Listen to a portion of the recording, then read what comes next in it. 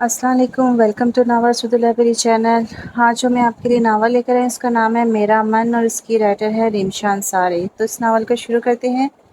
सफ़ेद संगमरमर से तमीज़ साफ सुथरे कमरे के दरमियान में दो नफूस खड़े एक दूसरे पर बुरी तरह गरज रहे थे।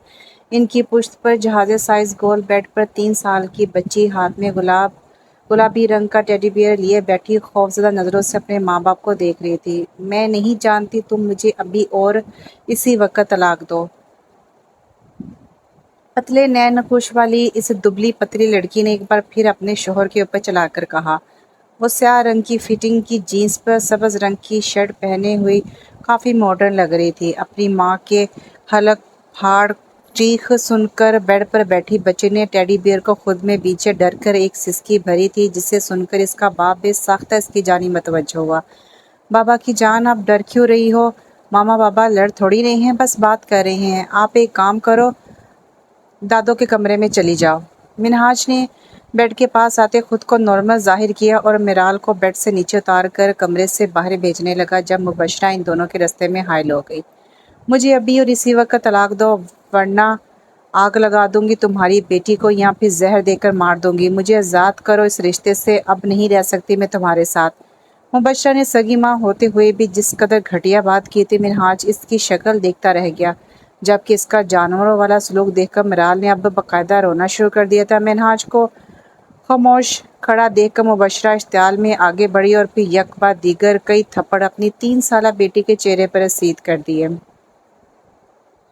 मिराल ने अब बुलंद आवाज़ के साथ रोना शुरू कर दिया था। मुबशरा का ये सलूक देखकर मिनहाज अपने हवास खोता आगे बढ़ा और फिर मुबशरा के चेहरे पर एक थप्पड़ रसीद करके इसे 3 अल्फाज बोलकर इस रिश्ते से आज़ाद कर दिया। मेरे घर से निकल जाओ जाहिल औरत, मैंने बहुत कोशिश कर ली तुम्हें निभाने की। तुम जैसी औरत अपना घर बसाना ही नहीं चाहती। दफ़ा हो जाओ यहाँ से, कभी अपनी शक्ल मत दिखाना। तुम्हारी वजह से आज मुझे औरत ज़ात से नफ़रत हो रही है। मिनहाज बेड के पास ज़मीन पर सर हाथों में डाले बैठ गया। मुबशरा ने तनफ़्फ़ुर से इसे देखकर गर्दन झटकी और फिर स्टाइल से चलती हुई कमरे से निकल गई। बाबा, अपने बाप को गमज़दा देखकर नन्ही मिराल ने इसके पास आकर इसके चेहरे पर फिसलते आंसू साफ किए तो मिनहाज ने बिखरे दिल के साथ अपने जिगर के टुकड़े को खुद में बींच लिया, जिसकी माँ ने इस छोटी बच्ची के साथ इस कदर ज्यादती कर दी थी। चची, ये आप क्या कर रही हैं? मुझ पर बीमारी अल्लाह की तरफ से आई है। आप मुझ पर या मेरे माँ बाप पर यह जुल्म ना करें। रानिया ने अजियत से सामने खड़ी अपनी चची को देखा, जो आज 5 साल बाद महज इस बात पर रिश्ता ख़त्म करने आई थी कि रानिया की रिपोर्ट्स ठीक नहीं आई थी। वो पिछले 2 साल से किसी मौजी बीमारी में मुब्तला थी, जिसका इल्म इसे आज ही हुआ था। चूँकि इसकी चची फहमीदा नीचे मंजिल पर ही रहती थी, इसलिए इसके कानों तक भी ये खबर पहुंच गई। साद ने रानिया से मंगनी अपनी मर्जी से की थी, लेकिन अब रानिया की बीमारी का सुनकर वो भी एक तरफ हो गया था। बहू चाहिए मुझे, बोझ नहीं। फहमीदा मंगनी की अंगूठी इसके मुंह पर मारकर वहां से चली गई थी। रानी की माँ और बाप ने अफसोस से अपना सर पकड़ लिया। उन्होंने बहुत कोशिश की कि फहमीदा ये रिश्ता ख़त्म ना करे, लेकिन उन्होंने किसी की एक ना सुनी। वो लोग बहुत गरीब घराने से ताल्लुक़ रखते थे। घर में अक्सर खाने पीने को भी नहीं होता था। रानिया की 4 बहनें और थी। सबसे बड़ी रानिया ही थी। वो 5वीं बहनें सब्र तहम्मुल वाली थी, लेकिन फिर भी वो अपने माँ बाप पर महज बोझ थी। अम्मी अब्बू, आप लोग प्लीज़ टेंशन ना लें। रानी ने अपने बाप को सर पकड़े देखा तो उनके कंधे पर हाथ रखकर तसल्ली देने की कोशिश की। बदले में वो इस पर बरस पड़े। बेटियां हो तुम या बोझ हो, कहीं गर्क हो जाओ, कहाँ से करवाऊंगा तेरा इलाज? अब कौन करेगा तुझसे शादी, वो भी बगैर जहेज के? पैदा होते ही क्यों नहीं मर गई तू? आजम साहब के मुंह में जो आए वो बोलते गए, जबकि रानी का दिल अपने बाप के मुंह से निकलने वाले दर्दनाक अल्फाज से जख्मी होकर रह गया। अम्मी, आप किसी से भी मेरी शादी कर दें। जब तक शादी नहीं हो रही तब तक मैं कोई भी नौकरी कर लूँगी, मगर आप लोगों पर बोझ नहीं बनूंगी, रानी ने नम लहजे में कहते वहाँ से चली गई। घर में दाखिल होते ही इसने थकन चूर से होकर बैग उतार कर कुर्सी पर रखा और फ्रिज से पानी की बोतल निकाल कर पीने लग गई। इसका रंग यकदम जर्द था, जबकि जिस्म का जोर जोर दर्द से चूर हो रहा था। अपने बाप का बोझ कम करने के लिए वो फिलहाल करीब ही एक प्राइवेट स्कूल में टीचिंग कर रही थी। रिश्ते वाली ने एक रिश्ता बताया, तेरे लिए लड़का तलाकशुदा है, एक 3 साल की बेटी। इन लोगों को जहेज में कुछ नहीं चाहिए और शादी भी सादगी से करना चाहते हैं। लड़की और इसके घर वालों को तेरी बीमारी से भी कोई मसला नहीं है, बस इसकी बेटी को माँ का प्यार दे दे दिया करना। रानी की माँ ने इसे देखते ही मुखातिब किया। इनकी बात सुनकर रानिया की आंखें यकदम नम हो गई। क्या कसूर था इसका जो इससे एक बेटी के बाप से ब्याह जा रहा था? क्या कसूर था इसका एक बीमारी की वजह से इसको रौंदा जा रहा था? इसे अब अपनी ज़िंदगी या किसी चीज़ से कोई दिलचस्पी नहीं रही थी। वो बड़ी बुरी तरह से टूट गई थी। अम्मी मैं राज़ी हूँ, मुझे कोई इतराज़ नहीं। इसने वीरान आंखों से अपनी माँ को हुक्म दिया और फिर वॉशरूम की तरफ बढ़ गई। 4 लोगों की मौजूदगी में वो सादा सा सुर्ख रंग का जोड़ा ज़ेबतन किए किसी जिंदा लाश की तरह अपना घर छोड़ के इस शख्स के घर के लिए निकल गई थी जिससे इसका थोड़ी देर पहले ही निकाह हुआ था। इसके वालिदा ने गोया अपने सर से बोझ उतारा था। बेटियां बोझ नहीं होती मगर बना दी जाती हैं। रानी के बदले मिनाज की माँ ने बतौर तोहफा एक भारी रकम इसके वालिदैन को दी थी जिससे उन्होंने रानिया से छोटी 2 बहनों की भी रानिया के साथ ही सादगी से शादी कर दी। जिस दिन रानिया वो घर छोड़ कर आई थी इस दिन इसने अहद कर लिया था कि कभी इस घर में वापस नहीं आएगी। मिनाज से इसका निकाह तो हो गया था लेकिन निकाह के फ़ौरन बाद मिनाज वहाँ से चला गया था। रानिया ने अभी तक मिनाज को देखा नहीं था और ना ही इसे मिनाज की तस्वीर वगैरह दिखाई गई थी। वो मिनाज की माँ कशमाला बेगम के साथ गाड़ी में साक़त व जामद बैठी अपनी मंजिल की जानिब में रवा दवा थी। दिल में कई अनजाने खौफ थे। इसके अपनों ने इसके साथ कुछ अच्छा नहीं किया था तो गैरों से भरा क्या उम्मीद करती। इसके माँ बाप ने जो इसके साथ किया था इन्हें इस बात का एहसास नहीं था। वो खुश थे कि उन्होंने एक साथ 3 बेटियों का फ़र्ज़ पूरा कर दिया था लेकिन सब जानते थे ये सिर्फ बोझ था जो उन्होंने सर से उतार फेंका था। इनकी बेटियां अब ससुराल में जिएं या मरे इन्हें इस बात से कोई गर्ज नहीं थी। इस्लामाबाद से लाहौर का सफ़र करके चंद घंटों बाद गाड़ी को खूबसूरत से बंगले के आगे रुकी तो रानी की आंखें हैरत से फैल गईं। इसने तो न जाने कैसा घर तस्वर कर लिया था मगर ये सब तो इसकी सोच से भी परे था। बैरूनी दरवाजे से गाड़ी अंदर पोर्च में दाखिल होकर झटके से रुकी तो कशमाला बेगम दरवाज़ा खोलकर गाड़ी से बाहर निकल आई। फिर उन्होंने दूसरी तरफ आकर गाड़ी का दरवाज़ा खोलकर रानी की गाड़ी से उतरने में मदद की। ये है आज से तुम्हारा घर। कशमाला बेगम ने इसकी तवज्जो से शान शौकत से खड़ी इमारत की जानिब कराई तो रानिया को महसूस हुआ वो ख्वाब देख रही हो। कहाँ वो 2 कमरों में अपने माँ बाप के साथ 5 बहनें रहती थी। कहाँ यकदम ही किस्मत ने इसे महल में लाके खड़ा कर दिया था। लेकिन ये सब कुछ इतना भी आसान नहीं था। इसने 2 साल अपनी बीमारी से लड़ाई की थी। बचपन से ही वो इसकी बहनें किसी बोझ की तरह माँ बाप के सर पर वज़न किए हुई थी। हमेशा इसे और इसकी बहनों को माँ बाप के साथ दुनिया वालों की भी बातें सुननी पड़ती थी। ये सब इतना आसान नहीं था। ज़िंदगी इतनी आसान नहीं थी। ज़िंदगी आसान होती कब है भला? ये घर तो बहुत खूबसूरत था। कशमाला बेगम भी सुलझी हुई खातून थी लेकिन फिर भी इसके दिल में कई ख्वाहिशात थे। न जाने इसका शौहर कैसा होता, वो किस तरह का सलूक करता है इसके साथ। यही सब सोचते हुए वो सुस्त कदमों से अंदर की तरफ बढ़ गई। महल नुमा इस घर में चारों जानिब मुलाजिम घूमते नजर आ रहे थे। वो ये सब देखकर हैरान रह गई। ये सब इसके लिए वाकई नौकत है। तेरे मुलाजिम और ऐशो इशरत तो इसने सिर्फ ड्रामों में ही देखे थे।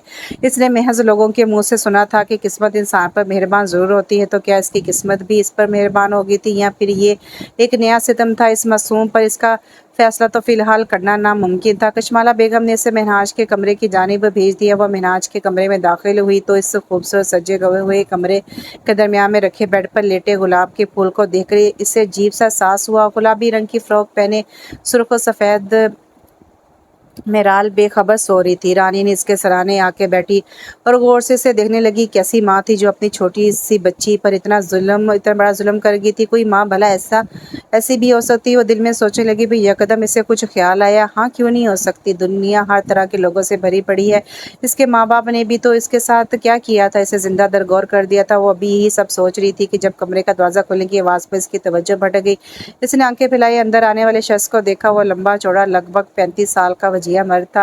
रानी को देखती इसकी नज़रों में अजीब सी शर्मिंदगी समा गई। जबकि रानी ने इसे देखते ही नज़रें झुका ली थी। वो इससे 15 साल बड़ा था। उम्रों का ये फ़र्क इतना ज़्यादा था कि शायद वो कभी अपने शौहर से नज़रें भी ना मिला पाते। रानिया कैसी हैं आप? वो नज़रें झुकाई हुई थी जब इसने महसूस किया कि मिनहाज बेड के दूसरे किनारे पर आके बैठा था। इसकी पुश्त रानी की जानिब थी, यानी वो भी इससे नज़रें मिलाने की हिम्मत नहीं रखता था। एक दूसरे की जानिब पुश्त किए वो दोनों ही ज़िंदगी से हारे हुए थे। रानिया ने महसूस किया था कि मिनहाज का लहजा बहुत नरम लेकिन टूटा हुआ था। मैं ठीक हूँ, रानी ने अपने हाथ मसल कर बामुश्किल जवाब दिया। इसके हलक में आंसू का गोला अटकने लगा। वो किसी से भी रहम की उम्मीद नहीं रखती थी। जब इसके माँ बाप ने इस पर रहम नहीं खाया था तो फिर किसी दूसरे से हमदर्दी की कैसी तवक्को?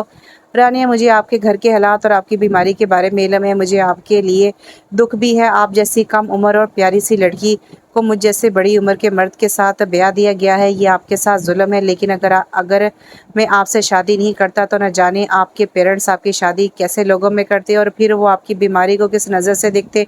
आजकल के लोगों का इतना ज़रफ़ नहीं है कि वो किसी को एक वक्त भी बैठा कर खिलाए।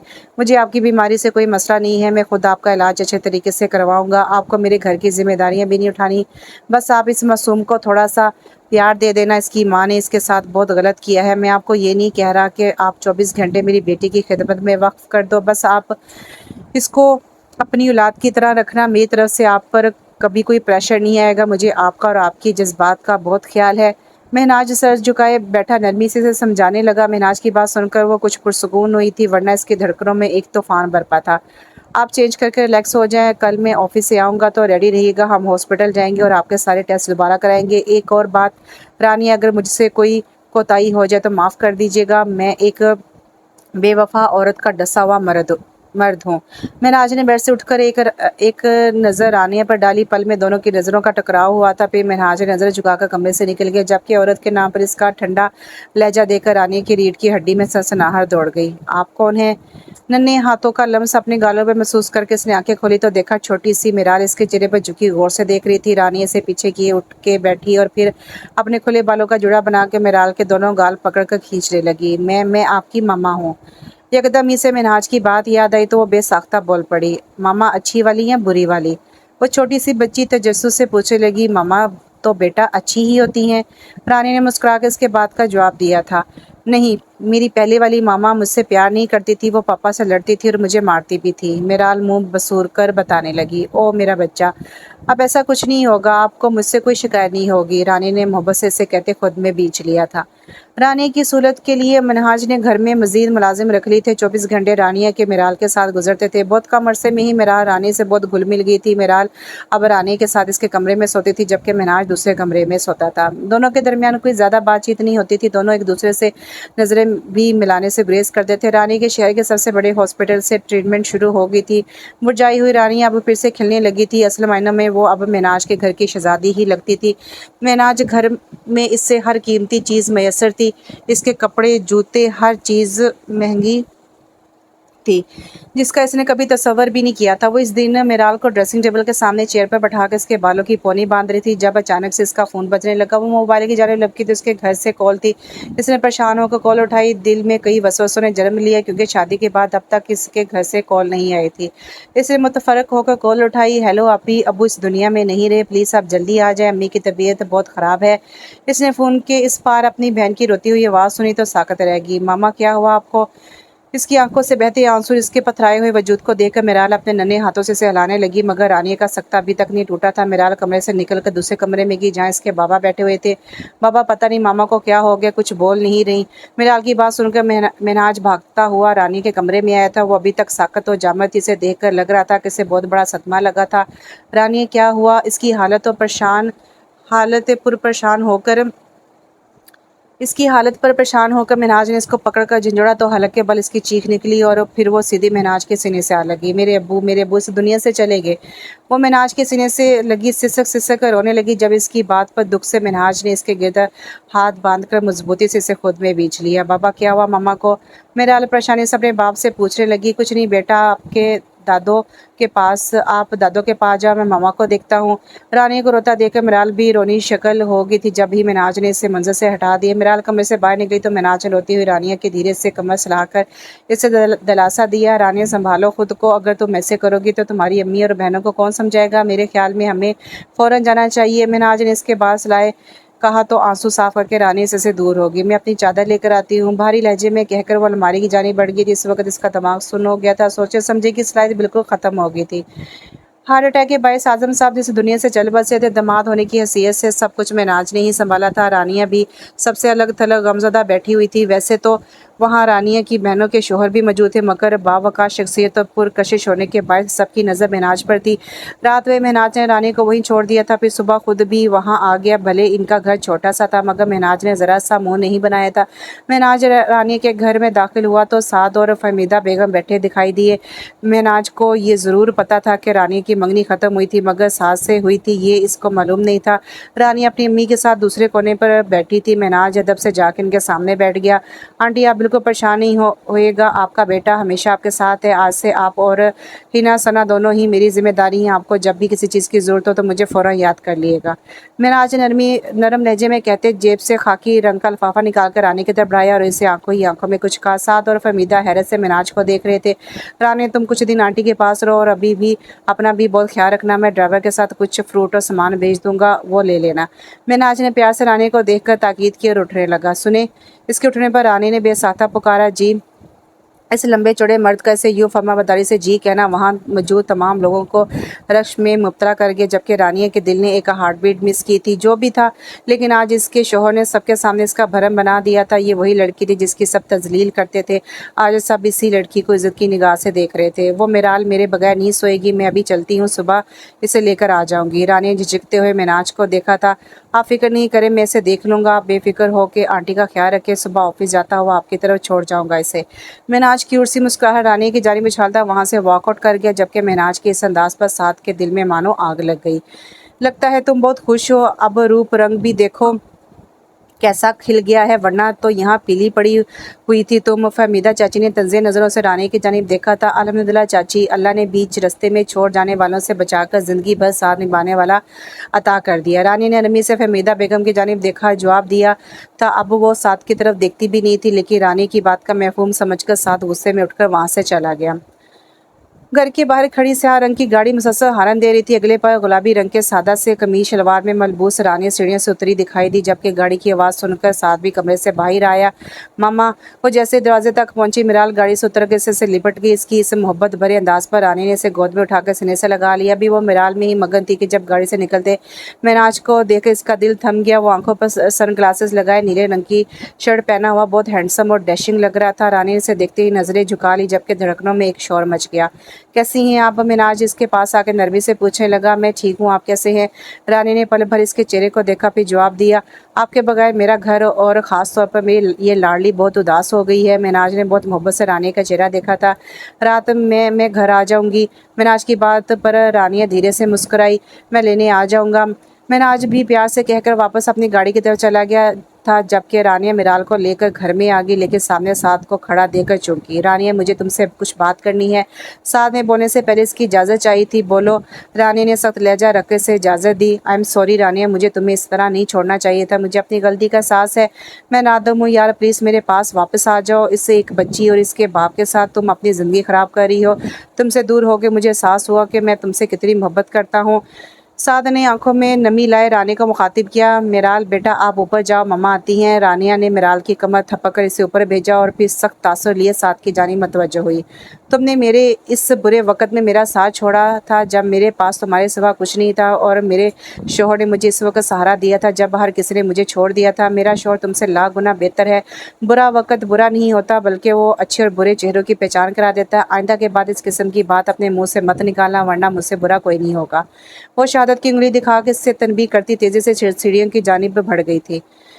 सब कुछ मामूल जैसा हो गया था। रानिया वापस घर आ गई थी। बस फ़र्क इतना आया था कि अब रानिया और महनाज के दरमियान थोड़ी बहुत बातचीत शुरू हो गई थी। मिराल ने अब स्कूल जाना शुरू कर दिया था। रानिया की ज़िंदगी तो सुकून से गुजर रही थी, मगर महनाज दिन ब दिन अंदर ही अंदर घुट रहा था। मुबशरा का दिया हुआ धोखा वो भला भुला नहीं सका था। मुबशरा ने इससे बड़े बिजनेसमैन से शादी कर ली थी। किसी को भी नहीं पता था कि महनाज के दिल पर क्या गुजरी है। वो ऊपर से मजबूत और मुतमिन दिखता था, क्योंकि वो मर्द था और मर्दों को तो अपने दुख छुपाने ही पड़ते हैं। रानिया और महनाज की शादी को काफ़ी अरसा हो गया था। पहले तो कशमाला बेगम ने रानिया की बीमारी की वजह से कुछ ना बोला, लेकिन अब रानिया बेहतरी की तरफ आ गई थी। और फिर महनाज की तन्हाई इनकी नज़रों से पोशीदा नहीं थी, तो वो रानी को समझाती थी कि वह महनाज पर ध्यान दे, इसके दुख दर्द बांटे, मगर रानी की पहल करने की हिम्मत नहीं थी। महनाज ने रानी की दोनों बहनों की शादी का खर्चा उठाया था।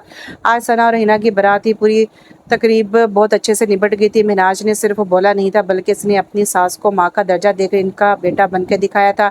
वो धूमधाम से दोनों बहनों की शादी हुई थी और दोनों ही खुशी खुशी अपने घर रुखसत होकर चली गई थी। महनाज ने रानी की अम्मी से बहुत जिद की कि वो इनके घर चले, लेकिन वो ना मानी, जिसके बाद महनाज ने हर माह इनका खर्चा घर पर भेजने का फैसला किया।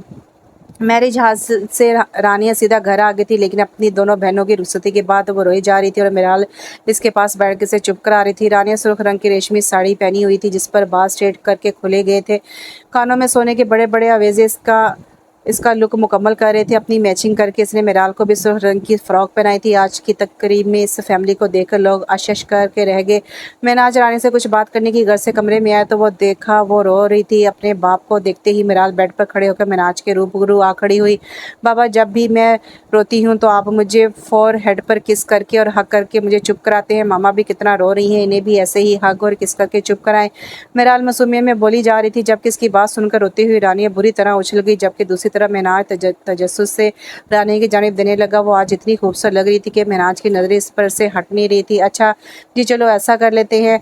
रानी शर्म से खुद में सिमटी तो महनाज शरारत से कहते इसकी जानी बढ़ गया। रानी को लगा कि इसकी रगों में खून की तगड़ाई आ गई हो। महनाज ने रानी के पास जाके इसे शानों से पकड़कर अपने रूबरू खड़ा किया और फिर पूरे इस्तकात से इसकी पछानी पर लब रखकर अपने हक और मोहब्बत की पहली मोहर सब्त कर गया, जबकि महनाज की इस हरकत पर रानी का जिस्म बुरी तरह लरजने लगा, जिसे महनाज ने महसूस कर लिया था। मीरू, मुझे याद आया, दादो आपको बुला रही थी। महनाज ने रानी की जानिब से तवज्जो हटाई और मिराल को देखकर इससे रिएक्ट किया जैसे वाकई इससे कुछ याद आया हो। इसकी बात सुनकर मिराल कमरे से बाहर निकल गई। मैं मिराल को चेंज करवा के आती हूँ। अपने बिल्कुल करीब खड़े वजिया मर्द को इसकी खुमार भरी नज़रों को देखकर रानी झिझकती हुई वहाँ से फरार होने के लिए भागने लगी। जब महनाज ने चूड़ियों से भरा इसका हाथ मजबूती से पकड़कर अपनी जानिब खींचा, रानी झटके से इसके खिसार में कैद हो गई थी। अच्छी बीवियाँ शोहरों के साथ ऐसा सलूक नहीं करती। इसके इरादे समझकर महनाज ने इसके गिर्द मजबूती से हाथ बांधे और उसके कान में सरगोशी की। रानी खामोशी से गर्दन चाहे शॉक्ड होती महनाज के चेहरे के नक्श देखने लगी। वो बहुत पुरकशिश नए नक्श का मालिक था। इस वक्त इसे वाकई इस लड़की की बदनसीबी पर तरस आया था जिसने महनाज जैसे शोर को ठुकराया था। प्यारा लग रहा हूँ क्या? इसे खुद को यूं तकता देखकर महनाज शरारत से पूछने लगा। आप तो मुझे हमेशा ही प्यारे लगते हैं। वो उसके शहर में जकड़ी नरमी से बोलने लगी। लगती तो आप भी मुझे बहुत प्यारी हैं, लेकिन इस बंदा ना चीज़ को आज आपने जेर कर दिया है। अपने हुस्न के बदौलत नहीं बल्कि अपनी मासूमियत के बदौलत इस बंदे का दिल आ गया अपनी छोटी सी बीवी पर, और ये दिल जिद कर रहा है कि अपनी छोटी सी बीवी को हमेशा प्यार देना है। क्या आप मुझे इस बात की इजाज़त देती हैं? महनाज इसकी आंखों में आंखें डाले गंभीर से लहजे में पूछने लगा। इसकी बात का कोई जवाब देने की बजाय रानी ने सुकून से इसके सीने पर सर रखकर अपने दिल इसके सबूत कर दिया था। हम सब मोहब्बत करने वाला और ख्याल रखने वाला हो तो ज़िंदगी किस कदर हसीन होती है, इस बात का एहसास अब इन दोनों को होने लगा था। वो एक दूसरे से मोहब्बत करने लगे थे। अब ज़्यादातर वक्त दोनों साथ गुजारते थे। मिनाज पर तवज्जो देने के बाद भी रानिया मिराल से फरामोश नहीं हुई थी। वो मिराल को भी इतनी ही तवज्जो, इतनी मोहब्बत, उतना ही वक्त देती जितना वो मिनाज को देती।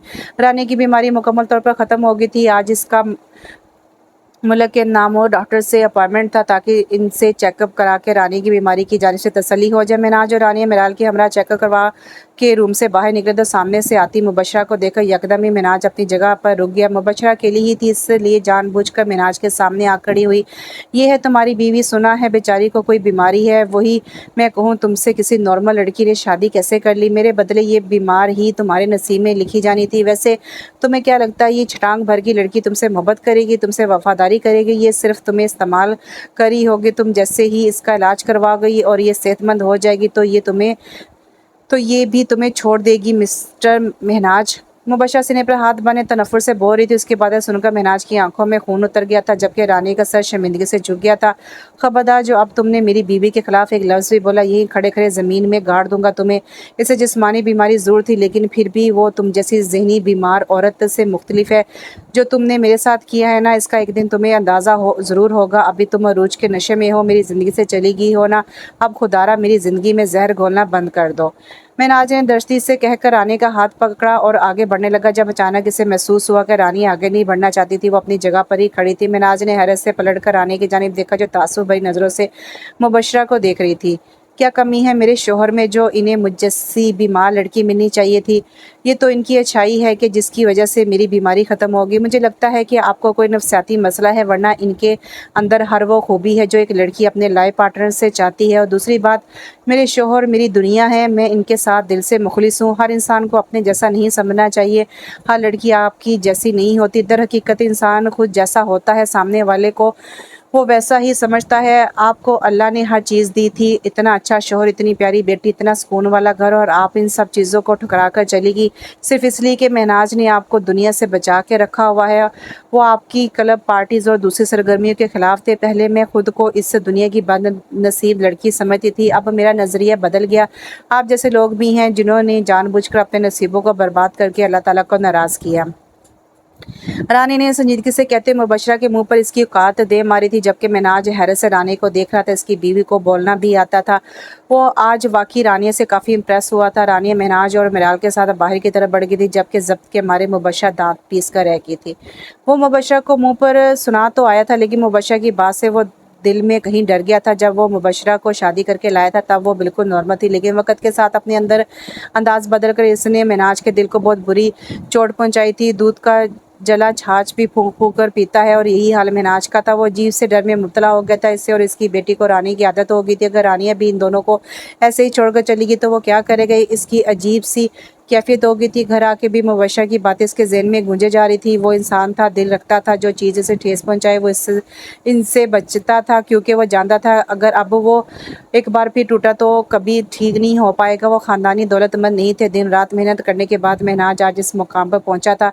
सारी रात वो बस यही बातें सोचता रहा था। सुबह इसकी आँख खुली तो रानी बराबर में सो रही थी। वो रोज़ सुबह उठकर इसे उठाता था, मगर आज जहन डिस्टर्ब होने की वजह से इसने रानी को जगाने का इरादा तर्क कर दिया था। कहीं उलझनों में उलझ कर वो किसी बात से रानी से उलझ कर किसी बात से रानी का दिल ना दुखा दे। वो खामोशी से तैयार होकर ऑफिस चला गया था। सारा दिन भी इसी टेंशन में गुजर गया। रात में वो घर आए तो हाल कमरे में बैठी रानी मिराल को होमवर्क करा रही थी। जिसे देखती इसकी जानिब लपकी, इसका कोट उतार कर सोफे पर रखा और फिर पानी लेने किचन में चली गई। महनाज रोज़ ऑफिस से आकर इसके माथे को चूमता था, लेकिन आज वो कहीं गुमसुम था। रानी ने इस बात पर भी इतना ध्यान नहीं दिया। इसे एहसास ज़रूर हुआ था, लेकिन यही सोच कर कि वो थका हुआ होगा इसे नज़रअंदाज कर दिया। मुलाजमा ने खाने का पूछा तो महनाज ने खाने का मना करके अपने कमरे चला गया। रानी मिराल और कशमाला बेगम के साथ ही खाना खाने लगी, क्योंकि मिराल इसके हाथ से खाना खाती थी। कभी कभी सामने वाले की ज़िंदगी बर्बाद करने के लिए हमें किसी अमल की ज़रूरत नहीं पड़ती। हमारी चंद बातें ही इंसान को तबाह करके रख देती हैं, और यही हाल मुबशरा का था, जिसने अपनी चंद बातों से ही रानिया महनाज की हंसती बसती ज़िंदगी में जहर घोल दिया था। महनाज कमरे में आकर बेड पर लेट गया। जब साइड टेबल पर रखा रानी का फ़ोन जगमगाने लगा। मुसलसल नोटिफिकेशंस की आवाज़ से तंग होकर महनाज ने मोबाइल को साइलेंट मोड पर लगाने की गर्ज से उठाया तो सामने नजर आते मैसेज देखकर चूक गया। ये साथ के मैसेज थे जिनमें वो रानी को फोर्स करा था कि वो इसे मिलने अपनी अम्मी के घर आ जाए, वो महनाज को छोड़कर इसके पास आ जाए। महनाज इसके काबिल नहीं है। ऐसे कितने मैसेजेस महनाज ने पढ़े और फिर मोबाइल वापस टेबल पर रख दिया। इसकी आंखों के सामने माजी घूम गया। बिल्कुल इसी तरह मुबशरा के मोबाइल पर भी इसने बिजनेसमैन हमदान शेख के मैसेज देखे थे। जब इसने मुबशरा से पूछा तो उसने यही बताया कि बस ऐसे ही वो इसे परेशान कर रहा है। महनाज मुबशरा पर हद से ज़्यादा भरोसा करता था, इसलिए इस बात पर इतना ध्यान नहीं दिया था। मैसेज के बाद हमदान से मिलने जाने लगी थी। पूरा पूरा दिन घर से गायब रहती थी। महनाज के पूछने पर इससे लड़ाई शुरू कर देती थी। मशहूर है कि मर्द रोते नहीं हैं, मगर मुबशरा ने इसका दिल इतना दुखाया था कि इतना बड़ा बिजनेसमैन भी रो गया था, टूट गया था, बिखर गया था। इसका कसूर क्या था? सिर्फ इतना कि अपनी लाइन के दूसरे मर्दों की तरह वो अयाश नहीं था। वो गैर औरतों से दिल नहीं लगाता था। वो अपनी बीवी के साथ दिलो जान से मुखलिस था। इसका कसूर सिर्फ यही था कि वो अच्छा और सादा था। क्या हुआ आपको? आपने खाना भी नहीं खाया? रानी की आवाज़ सुनकर वो होश में वापस आए। इसके करीब मुस्तरब सी खड़ी थी। महनाज को यकदम ही इसकी शक्ल में मुबशरा की शक्ल दिखने लगी। मुबशरा की आवाज़ इसके कानों में गूंज रही थी। इसकी आंखों में जलन होने लगी। इसे ऐसा महसूस हुआ जैसे इसको दिल का दौरा पड़ जाएगा। मुझे अम्मी बुला रही थी, मैं कल अम्मी के यहाँ चली जाऊँ। इसकी कैफियत से बेखबर आनी है भोलेपन से इससे इजाज़त मांगने लगी। इसकी इस बात ने महनाज के दिल में मौजूद शक और यकीन में बदलने का काम कर दिया। वो अपनी अम्मी की हाँ जाना चाहती थी, यानी वो सास से मिलने जा रही थी। महनाज के दिल के मुकाम पर चुभन सी होने लगी। जहाँ जाना है जाओ, प्लीज़ मुझे अकेला छोड़ दो। वो एकदम से चलाया और बेड से तकिया उठाकर कमरे से बाहर निकल गया। जबकि इसका रवैया देखकर रानिया हैरान रह गई। इसके साथ तो क्या, बल्कि रानिया ने इसके किसी भी साथ ऐसा बर्ताव करते नहीं देखा था। वह मिनाज के पास जाकर इसे पूछना तो चाहती थी इससे क्या हुआ, लेकिन इसका गुस्सा और स्पाट चेहरा देखकर आने की हिम्मत ना ही पड़ी। इसे मिनाल को अपने पास सुलाया और फिर खुद भी बेड पर लेट गई। कमरे से निकलकर मिनाज ने स्लीपिंग पिल्स ली और ड्राइंग रूम में आकर सोफे पर लेट गया। और जनी और कल्बी अजियत ने इसे मुकम्मल तौर पर अपने काबू में ले लिया था। एक बार फिर इस पर वो नौबत आ गई थी जब वो नींद की गोलियों का मोहताज हो गया था। आँख खुलते ही वो कमरे से निकलकर बाहर आए। मुलाजिम से मिनाज के बारे में पूछा, जिसके बाद मुलाजिम बताया कि मिनाज सुबह ही ऑफिस से चला गया था। रानी को दुख हुआ और सोच कर सोई थी कि सुबह तक जब मिनाज का मूड ठीक होगा वो रानी से बात करेगा, लेकिन हालात इसके बरक्स थे। रानिया की समझ नहीं आ रहा था कि मिनाज को हो क्या गया था। इसने आज तक इस तरह नहीं किया था। मिराल को कशमाला बेगम ने त्याग करके स्कूल भेज दिया था। इतना अरसा बीमार रहने की वजह से कशमाला बेगम और मिनाज ने रानी पर घर की ज़्यादा जिम्मेदारी नहीं डाली हुई थी। रानी दोपहर तक मिनाज की कॉल का इंतजार करने लगी। मिराज स्कूल से आकर सो गई थी जब रानी ने फैसला किया कि वो मिनाज के ऑफिस जाके पूछेगी वो ऐसा क्यों कर रहा है। रानी मिनाज के ऑफिस के लिए निकल गई थी। रानी के निकलते ही मिनाज ने घर फ़ोन किया। मुलाजमा को पता नहीं था कि रानी कहाँ गई हो, इसलिए मिनाज के पूछने पर इसने ये बताया कि रानिया बाहर गई है। मिनाज को लगा कि वो सास से मिलने अपनी अम्मी के घर चली गई, इसलिए मिनाज को मजीद दुख हुआ। इसलिए कनपट्टियाँ दर्द की शिद्दत से फटने लगी थी। रास्ते में ट्रैफिक होने की वजह से रानी मिनाज के ऑफिस पहुंचने में लेट हो गई थी। रिसेप्शनिस्ट ने रानी को वेटिंग एरिया में बैठा दिया, चूँकि मिनाज की अंदर मीटिंग चल रही थी, लेकिन फिर भी इसने मिनाज को आगाह कर दिया था। 1 घंटे 2 घंटे और फिर 3 घंटे गुजर गए रानी को इंतजार करते, लेकिन मिनाज की तरफ से कोई रिस्पॉन्स नहीं आया। रिसेप्शनिस्ट को इससे छोटी सी लड़की पर तरस है, इसलिए वो खुद मिनाज के पास की। अगले 5 मिनट बाद वो रानी के सामने खड़ी थी। सर बोल रहे हैं आप घर जाएं, वो घर आकर बात करेंगे। इस लड़की की बात सुनकर रानी का दिल क्या दहाड़े मार मार कर रोए। वो कब से बाहर बैठी मिनाज का इंतजार कर रही थी और वो अंदर सुकून से बैठा इससे मिलने के लिए तैयार नहीं था। भीगी आंखों के साथ रानिया मिनाज के ऑफिस से निकलकर सामने सरसब्ज पार्क में आ गई। नीली शाम ने आसमान को अपने रंग से भर दिया था। सूरज दूर छुपता जा रहा था। वो पार्क में आकर एक बेंच पर अफसुदा से बैठ गई। वो बहुत एहसास थी मिनाज का ये सलूक बर्दाश्त नहीं कर पा रही थी। जिंदगी ने एक बार फिर से आजमाइश के मुकाम पर ला खड़ा कर दिया था। वो खोई खोई आंखों से पार्क में चलने वाले लोगों को देने लगी। जब इसकी नजरें कपल पर पड़ी, मुबशरा अपने शोर ज़ैरिक के साथ वहाँ चहलकदमी कर रही थी। वो रानी को देख चुकी थी, इसलिए अपने शोहर को कुछ कहकर रानी की तरफ चली। मुबशरा को देखते ही रानी खुद को नॉर्मल जाहिर कराने लगी, मगर इसकी भीगी आंखें सब जाहिर कर गई थी। रो रही हो, मुझे पहले ही पता था। तुम्हें क्या लग रहा था तुम अपनी कम उम्री और खूबसूरती से मिनाज का दिल जीत लोगी। शक्ल सूरत रख रखाव तलीम हर चीज़ में मैं तुमसे बेहतर थी, लेकिन मैं फिर भी इसका दिल नहीं जीत सकी थी। तुम तो फिर बीमार, कम पढ़ी लिखी, गरीब, कम सूरत लड़की हो। तुम्हें वो कैसे अहमियत दे सकता है। साफ बात तो ये है कि वो औरत ज़ात को अपने आगे कुछ नहीं समझता। जब इसका दिल बढ़ता है वो उसे छोड़ देता है। मुबशर के बराबर में बैठकर फजूल बकवास करती, जिस पर जब्त न करते हुए रानिया बेंच से उठी और लंबे लंबे डग पड़ती पार्क से निकल गई। पहले एक मर्द से तो धोखा वो भी खा चुकी थी, तो क्या सब मर्द एक जैसे होते। इसके दिमाग में भी यही ख्याल आया था। साथ की तरह मिनाज ने भी एक लंबे अरसे बाद इससे मुंह फेर लिया था। इसका दिल दर्द से फटने लगा था। इसने सोच लिया था कि वो अब कभी मिनाज के घर नहीं जाएगी, इसलिए वो रक्शे में बैठकर अपनी अम्मी के घर की तरफ चल दी। वजह थी जो मैं मुखलिसी से घबराया हुआ था। मैं नादान मुनाफिकों से धोखा खाया हुआ था। दूध के जले छाछ भी पीते हैं फूक फूक कर, यही वजह थी जो मैं तुमसे कतराया हुआ था। दिल उजाड़ कर लोग बड़े आराम से आगे बढ़ गए, इसीलिए टूटा दिल औरों से छुपाया हुआ था। तुम आए ज़िंदगी में तो बड़ी मुश्किल से हिम्मत की, वरना गम उठाकर ये दिल भी मुरझाया हुआ था। वो पार्क से अपने घर जाने की बजाय अपनी अम्मी के घर आ गई थी। वो फैसला कर चुकी थी वो मिनाज पर मुसलत नहीं होगी। वो अपनी अम्मी के घर आई तो अम्मी चची के साथ बैठी बातें कर रही थी। इसे देखते ही खुश हो गई। अरे रानी बेटा, बहुत दिनों बाद चक्कर लगाए, मिनाज के साथ आई हो। अम्मा ने बहुत खुशी से इसे देखते कहा। वो जो बुझी हुई थी इनकी आंखों में जलते दिए देखकर जब से मुस्कुरा दी। नहीं अम्मी, वो नहीं आई, वो ऑफिस में थी। इसने चची के सामने कुछ बोलने से ग्रेज किया, वरना तो दिल की अम्मा के सामने फूट फूट के रो दे। उनको बताया कि अब वो वापस नहीं जाएगी। बच्ची का दिल करा होगा माँ से मिलने का, तभी शोहर के बगैर आ गई, वरना मिनाज कहाँ रानी को खुद से दूर करता है। रानी के पास दौलत होने की वजह से फहमीदा चची के तो रंग ही बदल गए थे। वो बड़े शीरी लहजे में मुस्कुराते हुए बोली तो रानी का हलक तक कड़वा हो गया। वो चंद घंटे अम्मा के साथ बैठी रही। फहमीदा चाची नीचे जा चुकी थी। अम्मा कब से इससे मिनाज के बारे में ही पूछे जा रही थी, और ये भी कि मिनाज पैसे कब भिजवाएगा। मिनाज के पैसों से ही तो ये घर चल रहा था। अम्मा की बातें सुनकर रानी का वहाँ बैठना मुश्किल हो गया। वो अपनी माँ की आस ख़त्म नहीं करनी चाहिए थी, इसलिए अम्मा को घर जाने का बोलकर उठ खड़ी हुई। अम्मा के घर से निकल वो सड़क पर पैदल चलने लगी। घर से पैसे वगैरह तो वो लाई नहीं थी, इसलिए पैदल ही अपनी छोटी बहन के घर की तरफ चल दी। बहन के घर जाकर उसने दरवाज़ा खटखटाया। चंद पलों बाद दरवाज़ा खुला तो रानी को देख इसकी छोटी बहन का बुझा चेहरा यकदम ही खिल गया। रानी किसी के घर नहीं जाती थी और अब सब रानी को भाव देते थे, क्योंकि सब जानते थे कि रानी अब माली इमदाद कर सकती थी। आप ही अंदर आए ना। इसने रानी को अंदर लाके डाइनिंग रूम में बैठा दी, जो चाय बनाने चली गई। इसका शोहर भी घर में मौजूद था। रानी को हैरत हुई, शायद वो जॉबलेस था। रानी ड्राइंग रूम में बैठकर अपनी बहन का इंतजार करने लगी। फिर कुछ लम्हों बाद उठकर किचन की तरफ बढ़ गई, लेकिन किचन में पहुंचने से पहले इसके कदम अपनी बहनोई की आवाज़ पर थमके। रानी घर पर आई है, बहुत अच्छा मौका है, इससे पैसों की बात करो, इतना पैसा है इसके पास, अपनी बहन की मदद कर देगी तो कम नहीं हो जाएगा। अमीरजादे से शादी की है इसने, हमें भी तो कुछ फ़ायदा हो इस अमीरी का। बहनोई की गर्ज में डूबी आवाज़ सुनकर वो वापस ड्राइंग रूम में आकर बैठ गई। वो चंद लोगों के पास मदद के लिए जा रही थी, वो उल्टा इसी से मदद तलब कर रहे थे। वो समझ गई थी कि यहाँ इसका बिल्कुल गुजारा नहीं, इसलिए वो चाय पीने के बाद वहाँ से उठ गई। सड़क पर वापस आके इसे समझ नहीं आ रहा था क्या करे, दिमाग बिल्कुल खाली हो गया था। लेकिन अभी भी एक आस थी, इसकी छोटी बहन हिना बाकी बहनों के मुकाबले में वो और इसका शोहर दिल का बहुत अच्छा था। रानी को लगा शायद वो लोग इसको अपने घर में पनाह दे देंगे, इसलिए वो हिना के घर की तरफ निकल गई। हिना का घर अगले सेक्टर में था, वो पैदल ही सफ़र तय करने लगी। वो घर आया तो कशमाला बेगम और मिराल दोनों बेचैनी से इसका मुंतज़िर थी। क्या हुआ? इनके चेहरे के उड़े रंग देखकर वो तज्जुब से पूछने लगा। रानी घर नहीं है, ये पता नहीं कहाँ चली गई। इसकी वालदा को भी फ़ोन करके पूछा है मैंने, वो कहने लगी थोड़ी देर बैठ कर चली गई। इसकी बहनों के को भी फ़ोन किया मगर वो किसी के घर नहीं गई। कशमाला बेगम इस तरह से बताने लगी। इनकी बात सुनकर मिनाज के माथे पर बल पड़ गई। इसे एहसास हुआ कि इसे रानी के साथ ऐसा सलूक नहीं करना चाहिए था। पता नहीं वो इससे नाराज़ होकर कहाँ चली गई थी। बाबा मुझे मम्मा के पास जाना है। मिराले मसूमी से मिनाज के दोनों हाथ थामे तो मिनाज का कलेजा कटने लगा। सिर्फ इसकी बेटी ही नहीं बल्कि वो भी रानी के बगैर नहीं रह सकता था। इसने नज़रें पूरे घर में घुमाई। घर के दरो दीवार भी उदास थे, मुलाजिम भी बुझे हुए थे, कशमाला बेगम और मिराल भी उदास थी और वो खुद भी बहुत बेचैन उलझा हुआ था। रानी के बगैर सब कुछ बहुत अजीब और अधूरा सा था।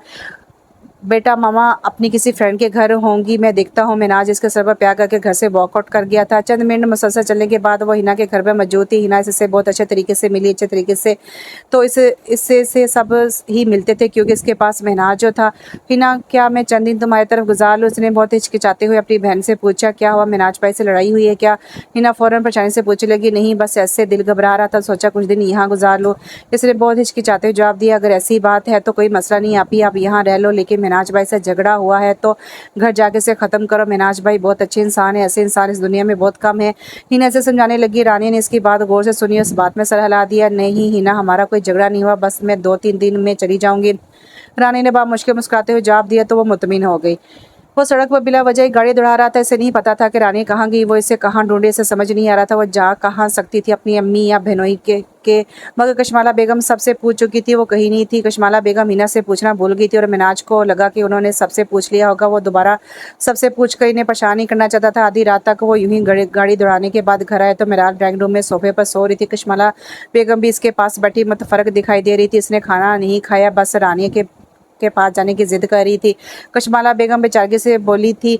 इनकी बात सुनकर मिराज ने लब बिंचे और झुककर मिराल को सोफे से उठाकर अपने कमरे की तरफ बढ़ गए। कमरे में आगे से मिराल को बेड पर लटाकर थपका और खुद बेड क्रॉन से टेक लगाकर बैठ गया। यकीनन सारी रात अब इससे नींद नहीं आनी थी।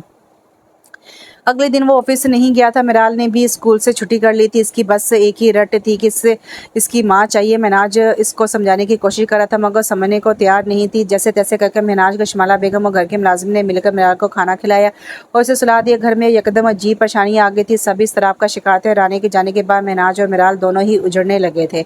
वो बालकनी में खड़ा सिगरेट पी रहा था। 2 दिन हो गए थे रानी को गए हुए। ये 2 दिन इस पर बहुत भारी थे। वो ऑफिस भी नहीं जा सकता था। इस वक्त भी वो रफ से हुली में मौजूद था। आंखों में नींद का खुमार वाज़ा था। 2 दिन से वो इसका इंतजार में था कि रानी खुद वापस आ जाएगी। इसे लगा वो किसी दोस्त के घर होगी और गुस्सा कम हो जाने पर आ जाएगी, मगर 2 दिन बाद भी रानियाँ नहीं आई थी। मिनाज को अब रानी की फिक्र होने लगी थी कि कहीं इसके साथ कोई हादसा तो नहीं हो गया था। इसे रानी के घर वालों से बात करने का फैसला किया और फिर आसमान को तकता रानी के साथ गुजरे खुशगवार पल सोचने लगा। जब के अंदर कमरे में बेड पर मिराल लेटी सो रही थी। 2 दिन में ही वो बच्ची माँ के प्यार के बगैर नडाल सी हो गई थी। घर की रौनक सिर्फ औरत से होती है, ये बात मिनाज को आज बहुत अच्छे से समझ आ गई थी। रानियाँ दिन भर घर में प्यार बांटती रहती थी। मुलाजमों का दिल भी इससे लगा रहता था। खाना भी वो मुलाजमों के साथ मिलकर बनाती थी। फिर कशमाला बेगम के साथ शाम की चाय पर खूब गपशप लगाती। रात में मिनाज के साथ खाना खाती और इससे दिन भर की बातें करती। मिनाज को अब बहुत शिद्दत से एहसास हुआ था कि अनजाने में वो रानी के साथ बहुत गलत कर चुका था। 2 दिन से वो हिना के घर पर थी। अभी भी रात का खाना खाने के बाद वो सेन में इधर से उधर चक्कर काट रही थी। जब यकदम इसे ख्याल आया कि इसके बैग में सोने की चेन रखी थी। इसने सोचा हिना के शोहर से कहकर वो चेन बेच देगी ताकि कुछ पैसों का आसरा हो जाए। इससे सोच में गुम वो हिना के कमरे की तरफ गई, लेकिन अंदर से आने वाली आवाज़ सुनकर इसके कदम वही थम गए। 2 दिन हो गए हैं, ये रानी जा क्यों नहीं रही? महंगाई कितनी, हम दोनों का खाना मुश्किल हो गया है, इसको क्या खिलाएंगे? अजीब लड़की, इतना बड़ा घर और पैसा छोड़कर यहाँ अपनी बहन के घर पे बेगैरतों की तरह पड़ी हुई है। इसका शोहर बहुत सख्त लहजे में बोल रहा था। इसके अल्फाज रानी को अपने दिल पर खंजर की तरह लगते हुए महसूस हुए। इसकी आंखें झिलमिला गई। वो दूसरे कमरे में भागी और अपना सामान बैग में रखने लगी। आंसू इसकी आंखों से ज़ोरों कतार बह रहे थे। वो बेबस हो गई थी, कुछ समझ नहीं आ रहा था कहाँ जाए। हर दर इसके लिए बंद हो गया था, कोई राह नहीं थी कि कोई सहारा नहीं था। आप ही क्या हुआ? इसको सामान बैग में रखता देखकर कमरे में दाखिल होती हिना शर्मिंदगी से पूछने लगी। वो अपने शोर के रवैये पर नादिम थी। महनाज की कॉल आई है, वो रास्ते में ही है, मैं चलती हूँ। रानी ने बैग उठाया और बाहर की तरफ लपक गई, जबकि हिना इस बात में सहलाती अपने कमरे की तरफ बढ़ गई। हिना के घर से निकलती इसकी आंखों से आंसू बहने लगे, हाथ पैर लर्ज रहे थे। इतनी बेबसी, ये बेबसी बहुत बुरी चीज़ होती है। दुनिया अपने ऊपर बंद होती नजर आती है। वो रात के इस पहर पैदल तनहा जा रही थी। इसे नहीं पता था किसे कहाँ जाना है। काफ़ी देर तक वो चलती रही। आखिरकार जब थक गई तो एक फुटपाथ पर बैठकर रोने लगी। सड़क पर काफ़ी सन्नाटा था, उक्का दुक्का लोग ही नजर आ रहे थे। कोई ऐसा नहीं था जो इस लड़की से आके इसका हाल दराफ्त कर लेता। इसका सीना तंग होने लगा था, सांस एकदम बोझल हो गया। इसे लगा वो थक गई है, हार गई, इसका सब्र टूट रहा था। लेकिन वो कहाँ जानती थी कि सब्र का आखिरी हद पर जाना मौज़ों की शुरुआत तो होता है। इसके साथ भी मौज़े होने वाले थे। वो जिस उलझन में फंस गई थी, इसके बाद इसे राहत मिलने वाली थी। वो अब सड़क के किनारे बैठी सिसक ही रही थी जब ही इसे महसूस हुआ कि कोई इसके सामने आ खड़ा। इसने धीरे से गर्दन उठाकर सुर्ख होती आंखों के सामने खड़े वजूद को देखा। फिर हैरत से इसकी आंखें फैल गई। मुबशरा सीने पर हाथ बांधे हैरानगी से इसे देख रही थी। रानी से देखते ही अपने आंसू साफ किए और नजरें चुराने लगी। यहाँ क्यों बैठी हो रानिया? मुबशरा के लहजे में पहले के मुकाबले में काफ़ी बदलाव था। रानिया ने इसको जवाब देने की बजाय सर झुका लिया। एक काम करो, तुम मेरे साथ चलो, इस वक्त तुम्हारा यहाँ बैठना मुनासिब नहीं। मुबशरा की बात सुनकर वो यकदम चूक गई। नहीं, मैं नहीं जा सकती। इसे नफ़ी की मगर मुबशरा बस जिद थी। मैं तुम्हारा दुख समझ सकती हूँ, हम दोनों एक ही मर्द की डसी हुई हैं, इसलिए चलो मेरे साथ। मुबशरा इसे साथ ले गाड़ी की तरफ बढ़ गई। रानी खामोशी से गाड़ी में बैठ गई और क्या करती, कोई और रास्ता नहीं था। रानी के बैठती मुबशरा गाड़ी घर की तरफ ले गई। ये कौन है? मुबशरा के साथ एक खूबसूरत कम उम्र लड़की को देखकर हमदान शेख ताशीर से पूछने लगा। इसकी आंखों में जलते दिए रानी को घबराहट में मुब्तला कर गए। इसने यहाँ आकर गलती तो नहीं कर दी? वो सोच में डूब गई। ये रानिया है, महनाज की बीवी। इसके साथ भी महनाज ने वही किया जो मेरे साथ किया था। बेचारी रोड पर बैठी थी, इसलिए मैं घर ले आई। मुबशरा सोफे बैठते हुए हमदान को तफसील से आगाह किया तो हमदान की नज़र रानिया के वजूद पर और गहरी हो गई। रानिया सर झुकाए खड़ी अपने आंसू रोक रही थी। ये तो तुमने बहुत अच्छा किया। वैसे मिस्टर महनाज ऐसे लगते तो नहीं है जैसे साबित हुए हैं। हमदान ने सरता पार रानी का जायजा लिया। सादा सा कमीज शलवार पहने वो बहुत प्यारी सी लड़की थी। रानिया, तुम यहाँ आराम से रहो, तुम्हें यहाँ कोई तकलीफ नहीं होगी। आओ मैं तुम्हें गेस्ट रूम दिखा दो। मुबशरा सोफे से उठी और रानी को लिए सड़ियों की तरफ बढ़ गई, जबकि रानी की पुश्त को घूरते हमदान शेख के लबों पर एक मशकूक मुस्कुराहट उभरी थी। अगले दिन महनाज कशमाला बेगम के साथ रानी के माँ के घर आ गया था ताकि इन्हें रानी की गुमशुदगी के बारे में आगाह कर दे। हिना और इसका शोहर भी वही मौजूद थे। महनाज की बात सुनकर वो दोनों सख्त हैरान हुए। क्या मतलब? कल आप ही को लेने नहीं आए थे? हिना मुतफरक होती हैरानगी से आंखें फैलाए पूछने लगी। रानी तुम्हारे घर पर थी? महनाज की इस बात का जवाब देने की बजाय अगला सवाल दागा था। जी, कल तक हमारे घर पर थी, पर वो ये कहकर चली गई कि आप इन्हें लेने आ रहे हैं। हिना ने अफसुदगी से बताया था।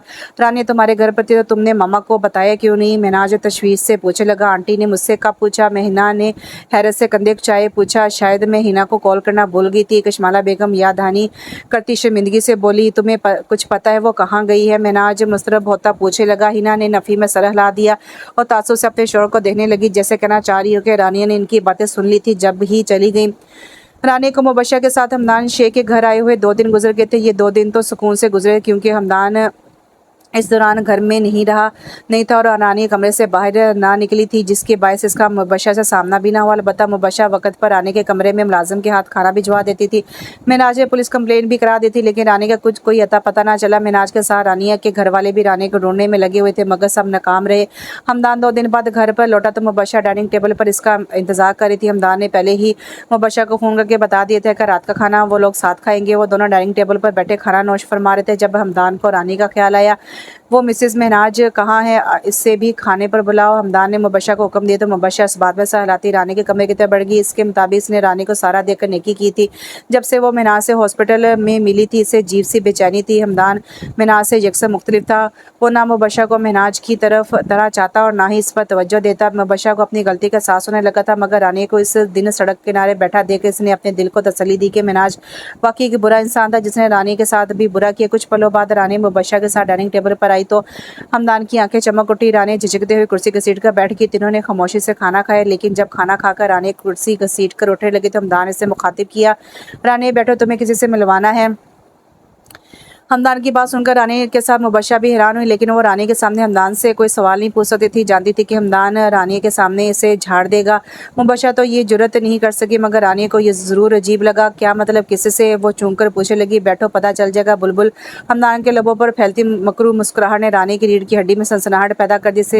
इसे लम्हे के आखिरी हिस्से में कुछ बहुत अजीब लगा, कुछ गलत छठी इसने जैसे घंटी बजाई थी। रानी ने ना आओ देखना था दरवाजे की जाने लपकी, लेकिन अभी वो दरवाज़ा पार करती जब 3 लंबे चौड़े मर्द दरवाजे पर नमूदार हुए। रानी की आंखें यकदम फैल गई। हमदान, क्या है ये सब?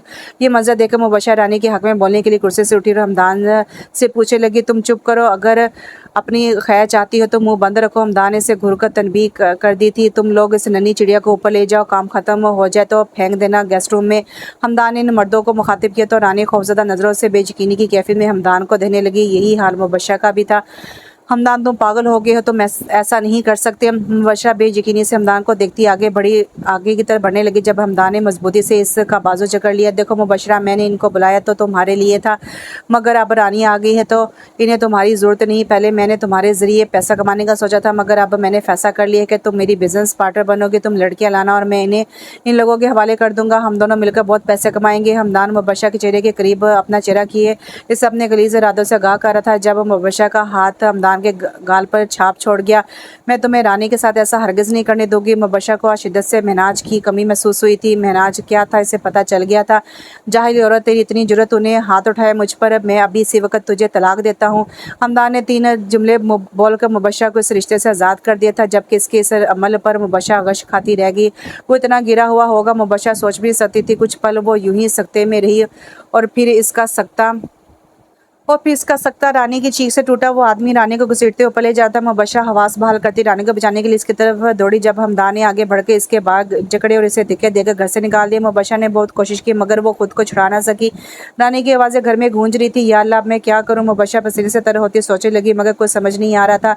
मैं नाच मदद कर सकता है, मगर मेरा फ़ोन भी अंदर है, मैं किससे क्या करूँ? अगले पल से ख्याल तो आया, मगर वो भी किसी काम का नहीं। वो नंगे पैर दरवाजे पर खड़ी थी। रानिया की चीखों पुकार की आवाज़ अभी भी आ रही थी। इसे सबका जिम्मेदार मुबश्शरा खुद को उठाने लगी। वो खुद तो गड्ढे में गिरी थी, साथ रानी को भी लेकर गिरी थी। रानी के इसकी वजह से इस हाल में पहुंची थी, तो इसने ही अब रानी को बचाना था, मगर कैसे इसे समझ नहीं आ रहा था। अगले पल इसके ज़हन में एक कौंधा लपका। वो नंगे पैर भागती हुई पड़ोस में गई, लेकिन अगले पल सख्त मायूसी का शिकार हुई। पड़ोस घर में ना थे। इसने फिर भागते हुए दूसरी तरफ वाले पड़ोसियों का दरवाज़ा खटखटाया, इंतजार करने लगी। कुछ पलों बाद एक नौजवान लड़का दरवाजे पर नमूदार, मुझे आपकी मदद की ज़रूरत है, मुबश्शरा ने फूलते हुए सांस से कहा। तो उस लड़के के चेहरे पर नागवारी छा गई, जिसे देख मुबश्शरा को अंदाज़ा हो गया था कि वो इसकी मदद नहीं करेगा। वो जलाद आदमी बुरी तरह से रानी को घसीटता कमरे में ले आया था। इसके पीछे वो दोनों मर्द भी आ गए। रानी का पूरा बदन हौले हौले कांप रहा था। कमरे में आकर रानी की नज़र कमरे में खलती बालकोनी के दरवाजे पर पड़ी। रानी ने इस आदमी की गिरफ्त से निकलने की कोशिश की, मगर वो बहुत मजबूती से रानी को दबोचे हुआ था। जब ही रानी ने अपने नाखून पूरी ताकत से इस आदमी के हाथ की जिल्द में पेवस्त कर दी। बहुत ताकत लगाने की वजह से रानी के नाखून भी टूट गए थे। इस आदमी ने अंदर से बिलबिलाते रानी को अपनी गिरफ्त से आज़ाद किया, तो रानी ने मौका पाते बालकोनी की तरफ भागी और दरवाज़ा बंद कर लिया। अब इसके सामने छोटी सी बालकोनी थी, उससे नज़र आता बाहर का मंजर था, मगर सब इतना सुनसान था कि इसे कुछ समझ नहीं आया था। रानी ने सोचा बालकोनी से छलांग लगा ले, भले 2-4 हड्डियाँ टूटेंगी, मगर जान तो बच जाएगी। यही सोचते उसने रेलिंग पर खड़े होकर नीचे झांका तो चक्कर से आगे इतनी ऊंचाई से गिरे तो इसकी सारी हड्डियाँ टूट जाती। दरवाज़ा खोल लड़की, वरना हम दरवाज़ा तोड़ देंगे। अब वो मर्द जोर जोर से दरवाज़ा खटखटा रहे थे। जिस ताकत से वो दरवाज़ा पर लाते मार रहे थे, रानिया को लग रहा था कि वो जल्द ही दरवाज़ा तोड़ देंगे। इससे कुछ समझ नहीं आ रहा था कि क्या करे। लड़ते वजूद के साथ वो घुटनों के गिर्द हाथ लपेटकर सहम कर बैठ की। दिल बहुत बुरी तरह से धक धक कर रहा था। ऐसे लग रहा था जैसे इसका दिल का दौरा पड़ जाएगा या इसका दिल सीना चीर कर बाहर आ जाएगा। वो बुरी तरह से कांप रही थी। कैसी मदद से उस लड़के ने नागवारी से पूछा, मुझे बस एक कॉल करनी है, प्लीज़ 2 मिनट के लिए अपना फ़ोन दे दे। मुबश्शरा ने इल्तिजा नज़रों से उसे देखा तो उसने कुछ पूछना गवारा किए बगैर हाथ में पकड़ा फ़ोन मुबश्शरा की तरफ बढ़ा दिया। इसके तासुरात से साफ लग रहा था वो शदीद कौफत में मुब्तला है। उसे मुबश्शरा की परेशानी से कोई सरोकार नहीं। मुबश्शरा ने इसके हाथ से फ़ोन लिया और इससे करीमा जानते हुए ही महनाज का नंबर मिलाया। महनाज ने अगले पल कॉल रिसीव कर ली थी, मगर इसकी आवाज़ बहुत बोझल थी। शायद वो बीमार या थका हुआ था। महनाज में मुबश्शरा जल्दी से बात शुरू की, लेकिन अगले ही पल महनाज ने इसकी बात काट गया। खुदा के लिए मेरी जान छोड़ दो, मेरी ज़िंदगी और हंसते बसते घर में तुम पहले ही आग लगा चुकी है, इसलिए आप मुझे माफ़ कर दो। महनाज ने सख्ती से कहकर फ़ोन काट दिया था। मुबशरा हक्का-बक्का रह गई, फिर शर्मिंदगी से सी नज़रों से सामने खड़े नौजवान को देखा जो काफ़ी जल्दी में लग रहा था। मुबशरा ने अगले पल फिर मिनाज को कॉल की। क्या मसला है यार? मिनाज इस पर चिल्लाने लगा। मिनाज, रानी की जान खतरे में है। मुबशरा के मुंह से बहुत मुश्किल से आवाज़ निकली थी, जिसने फ़ोन के इस पार बैठे शख्स के औस्तान खता कर दिए थे। वो आदमी काफ़ी देर तक दरवाज़ा बजाते रहे, फिर इसमें से एक की आवाज़ रानी के समातों से टकराई। बहुत हो गई, तोड़ दो दरवाज़ा। इस आदमी के हुक्म की देर थी जब धड़म करके दरवाज़ा तोड़ दिया गया। रानी की इतनी तेज़ आवाज़ फ़ज़ा में गूंजी के पड़ोस में खड़ी मुबशरा ने भी इसकी आवाज़ सुन ली। रानी, कहाँ हो तुम? मुबशरा घर के सामने खड़ी चिल्लाने लगी। वो आदमी रानी को घसीटते अंदर ले गए। रानी बुरी तरह से मच रही थी, मगर सब बेकार था। एक आदमी ने रानी को ले जाकर बेड पर फेंक दिया। तभी रानी ने देखा दरवाजे पर एक नौजवान नमूदार हुआ। वह मिनाज नहीं था, ना ही वो साथ था। गोरी रंगत तो तीखे नैन नक्श वाला वो खूबरू सा नौजवान, इसकी छोटी सी आंखें चमक रही थी। न जाने ये चमक कैसी थी, कुछ शरीर सी, कुछ ज़हीन सी, कुछ मजाक उड़ाती। वो तीनों मर्द इसकी जानिब मतवज्जो हो गए। वो आगे बढ़ते हुए इससे पहले ही इस नौजवान ने कमरे में दाखिल होकर कमरे का दरवाज़ा बंद कर दिया। इसके लबों का एक कोना धीरे से फैला था। Let's play a game guys. इस लड़के ने बुने चुकाई और हथेली में मौजूद शीशी ज़मीन पर उड़ेल दी। इसमें अजीब सा केमिकल जिससे सारा फर्श चिकना चिकना हो गया। अगले पल इसने जेब से रस्सी निकाली और कमाल महारत से इसे इर्द गिर्द घुमाकर इन तीनों के पैरों में उलझा दिया। रानी हैरत से आंखें फैलाई इसके काना में देख रही थी। वो तीनों मर्द अपने आप को रस्सी से आज़ाद करने की जैसे ही आगे बढ़े, इसमें मजीद उलझ के और चिकने फर्श की वजह से ज़मीन बोस हो गए। इनकी ये हालत देख इस नौजवान का कहकर फ़ज़ा में गूंजा। रानी को वो कोई अजीब मखलूक लगा। अभी वो नौजवान आगे कुछ करता जब दरवाज़ा खुला और मिनाज परेशानी से अंदर दाखिल हुआ। रानिया, मिनाज ने बहुत करब से पुकारा था, 1 मिनट सर प्लीज़ अंदर मत आइए, मत जाइएगा वरना आपकी हालत भी ऐसी हो जाएगी। इस नौजवान ने मिनाज को आगे बढ़ने से रोका, फिर आगे बढ़ा और रानी का हाथ पकड़ के इसे मिनाज तक ले आया। वो ऐसे जूते पहने हुए था जो फिसल नहीं रहे थे। रानी मिनाज के सामने आई तो मसरब होते मिनाज ने रानी को खुद में बींच लिया। पुलिस ने बंगले को अपनी हिरासत में ले लिया था। हमदान शेख भी रंगे हाथों पकड़ा गया था। अगर तुम्हें कुछ हो जाता तो मैं कभी खुद को माफ़ नहीं कर पाता। मिनाज रानिया को खुद से लगाए बंगले से बाहर ले आया था। सामने मुबशरा खड़ी थी। वो नौजवान भी इनके पीछे चला आया। शुक्रिया मेरी बीवी को बचाने के लिए। मिनाज ने मुबशरा को नज़रअंदाज किया। इस नौजवान को मुखातिब किया, सर मैं किसी की फ्री हैंड मदद नहीं करता। मुझे लग रहा है कि आप शायद मुझे पहचाने नहीं। इस नौजवान ने बुने और चुकाए मिनाज को देखा। सर मैं आपका दुश्मन हूँ। इसके लबों का एक किनारा धीरे से फैला था। इससे शायद आदत थी बात बात पर अपनी होंठों के किनारे को हरकत देने की। क्या मतलब? पल में मिनाज के चेहरे के तासा बदले थे। जस्ट आ जोक सर, मैं आपका दुश्मन नहीं हूँ। भला आप जैसे बंदे का भी कोई दुश्मन हो सकता है। मैं तो आपका फ़ैन हूँ सर। आपको याद होगा 5 साल पहले यूनिवर्सिटी के सामने कुछ लड़के मुझे मार रहे थे और आपने तब मेरी मदद की थी इन लड़कों से बचने में। तब आपने मुझे कहा था कि अपना दिफा करना खुद सीखो। जब से ही मैंने मुख्तलिफ ट्रेनिंग लेनी शुरू कर दी थी और अल्हम्दुलिल्लाह अब अपने दिफा के साथ लोगों की हिफाजत भी कर लेता हूँ। साथ ही मैं एक पुलिस ऑफिसर भी हूँ। इस नौजवान ने बड़े नरम अंदाज में कहते हुए धीरे से सर को खम दिया तो मिनाज को यकदम याद आ गया वो कौन था। अंस, राइट? मिनाज ने ज़हन पर जोर डालते हुए इसका नाम याद किया। Yes you are right. वो नौजवान अब खुलकर मुस्कुराया था। तुम पुलिस ऑफिसर हो तो तुमने मुझे देखते ही मेरी मदद क्यों नहीं की? शायद ट्रेनिंग के दौरान तुम्हें ये नहीं सिखाया गया कि तुम्हारा फ़र्ज़ है लोगों की मदद करना। मुबशरा सख्त अव्वल लिए आगे आई थी। इससे इस नौजवान पर गुस्सा आ रहा था जिसने पुलिस में होते हुए भी इसको हामता कामता देख इसकी मदद नहीं की थी। मिनाज ने मुबशरा को इससे लड़ते देखा तो तासरात ऐसे हो गए जैसे कह रहा हो कि इसकी लड़ने की आदत आज तक ख़त्म ना हुई। देखो मैडम, पहले तो मुझे लगा कि तुम्हारा कोई घरेलू झगड़ा है, लाइक तुम्हारे शोहर से कोई अनबन हुई है और तुम्हें अपने घर फ़ोन करना है, जो तुम में से अक्सर औरतों की ड्रामेबाजी होती है। लेकिन जब तुमने इन्हें फ़ोन करके सारी बात बताई और मैं इनका नाम सुना तो मैं फ़ौरन से अपनी छत से बराबर वाली छत पर कूदा और फिर इनके घर में दाखिल हो गया। ऐसा करते हुए मैंने अपनी जान की परवाह नहीं की क्योंकि मुझे 2 फ़र्ज़ निभाने थे, एक पुलिस ऑफिसर होने का, दूसरा अपने दोस्त का एहसान उतारने का और इसकी मदद करने का। हंस ने बहुत पुरसुकून अंदाज में मुबशरा को जवाब दिया और फिर दोस्ताना अंदाज में मिनाज के कंधे पर हाथ रखा और वह मिनाज से एक दो साल ही छोटा था। सॉरी एक्सक्यूज़ मी, तुम्हें किसने कहा कि हम औरतें ड्रामे करती हैं? ड्रामे सिर्फ तुम्हारी बीवी करती होगी, तभी तुम्हें ज़्यादा पता है। मुबशरा कब से इसकी बातों में अटकी हुई थी, अब जल भून के से जवाब दे रही थी। अभी मेरी कोई बीवी नहीं है, जब आए तब कंफर्म करूँगा। बस दुआ है वो तुम्हारी तरह ना हो, कुछ ज़्यादा ही तेज़ नहीं है कोई ज़्यादा ही तेज़ी नहीं है तुम्हारी ज़बान में। अंश के सामने खड़ी पतली दुबली लड़की को देखा जो तन कर इसके सामने खड़ी से झगड़ा कर रही थी। अंश ने ये बात महज मजाक में बोली थी, लेकिन वो नहीं जानता था कि मुबशरा इस बात से दुखी हो जाएगी। अंश की बात पर मिनाज का का मुबशरा को देखकर मुंह फेरना मुबशरा को घायल कर गया था। अंश ठीक तो कह रहा था, इसकी जैसी बीवी को कोई मर्द नहीं चाहेगा, कोई मर्द नहीं चाहेगा कि मुबशरा जैसी औरत इसकी बीवी बने। मुबशरा एक अच्छी बीवी नहीं बन सकी थी। मुबशरा की आंखों में बेसाख्ता आंसू जमा हो गए। इसे एहसास हुआ था कि वो बर्बाद हो गई। इसके पास सर छुपाने के लिए कोई ठिकाना नहीं था। आई एम सॉरी, मेरा मकसद आपको हर्ट करना नहीं था। अंश एकदम से शर्मिंदा हो गया मुबशरा को देखने लगा। चलो रानी, हम चलते हैं। महनाज मुबशरा की ड्रामेबाजियां देखे मुंह बनाता हुआ रानी का हाथ पकड़कर आगे की तरफ बढ़ने लगा। महनाज, मुबशरा कहाँ जाएंगी? इन्हें भी हमारे साथ ले जाते हैं ना? रानी ने गाड़ी की तरफ बढ़ते हुए महनाज को मुखातिब किया तो महनाज के कदम थम गए, जबकि चेहरे के तासुरात सख्त हुए। ये हमारे साथ जाके क्या करेगी? महनाज दश्त लहजे में बोला था। हमारे घर में रहेगी। अब कहाँ जाएगी? इनके शोहर इनको तलाक दे चुके हैं। उन्होंने मेरी बहुत मदद की है। मैं इनको यहाँ से छोड़ कर नहीं जा सकती। रानी ने भोलेपन से जवाब दिया। ठीक है, बुला लो। महनाज इसको हुक्म देता गाड़ी की तरफ बढ़ गया था। मुबशरा आ जाए हमारे साथ। रानी ने रोती हुई मुबशरा को अपनी जानिब मुतवज्जो किया। मैं तुम्हारे साथ कैसे जा सकती हूँ? मेरा वहाँ कोई हक नहीं है। मुबशरा ने भराई हुई आवाज़ में रानी को जवाब दिया था। मेरी दोस्त के हक से जाएंगी आप, चलें अब। रानी मोहब्बत से कहती मुबशरा का हाथ पकड़ कर से खींचती गाड़ी की तरफ ले गई, जबकि अंश काफ़ी देर वहाँ खड़ा इस सोच में पड़ा रहा कि ये लड़की इसकी किस बात पर रोई होगी। मुबशरा को रोता देखकर वो बहुत गिल्ट फील कर रहा था। वो नहीं चाहता था कि इसकी वजह से किसी का दिल दुखे। महनाज की गाड़ी मंजर से गायब हुई तो वो भी सोचों में डूबा अपने घर में दाखिल हो गया। मामा मुबशरा और रानी के साथ घर में दाखिल हुई तो मिराल की चहती आवाज़ दोनों के समाज से टकराई। दोनों ने सर उठाकर सामने से आती मिराल को देखा था। मुबशरा के लब बेसाख्ता मुस्कुराहट में फैले थे, लेकिन अगले ही पल इसके चेहरे की मुस्कुराहट शदीद दुख में बदल गई थी, क्योंकि मिराल आके रानी से लिपट गई थी। इसने सगी माँ पर सुतीली माँ को फोकस दी थी। शायद बात सुतीली या सगे की नहीं होती। प्यार जहाँ मिले वहाँ वही रिश्ता सगा होता है। मामा, आप कहाँ चली गई थी? आपको पता है मैंने कितना मिस किया आपको। मिराल बार बार रानी का गाल चूमती से शिकवा कर रही थी, जबकि रानी का सर शर्मिंदगी से झुका हुआ था।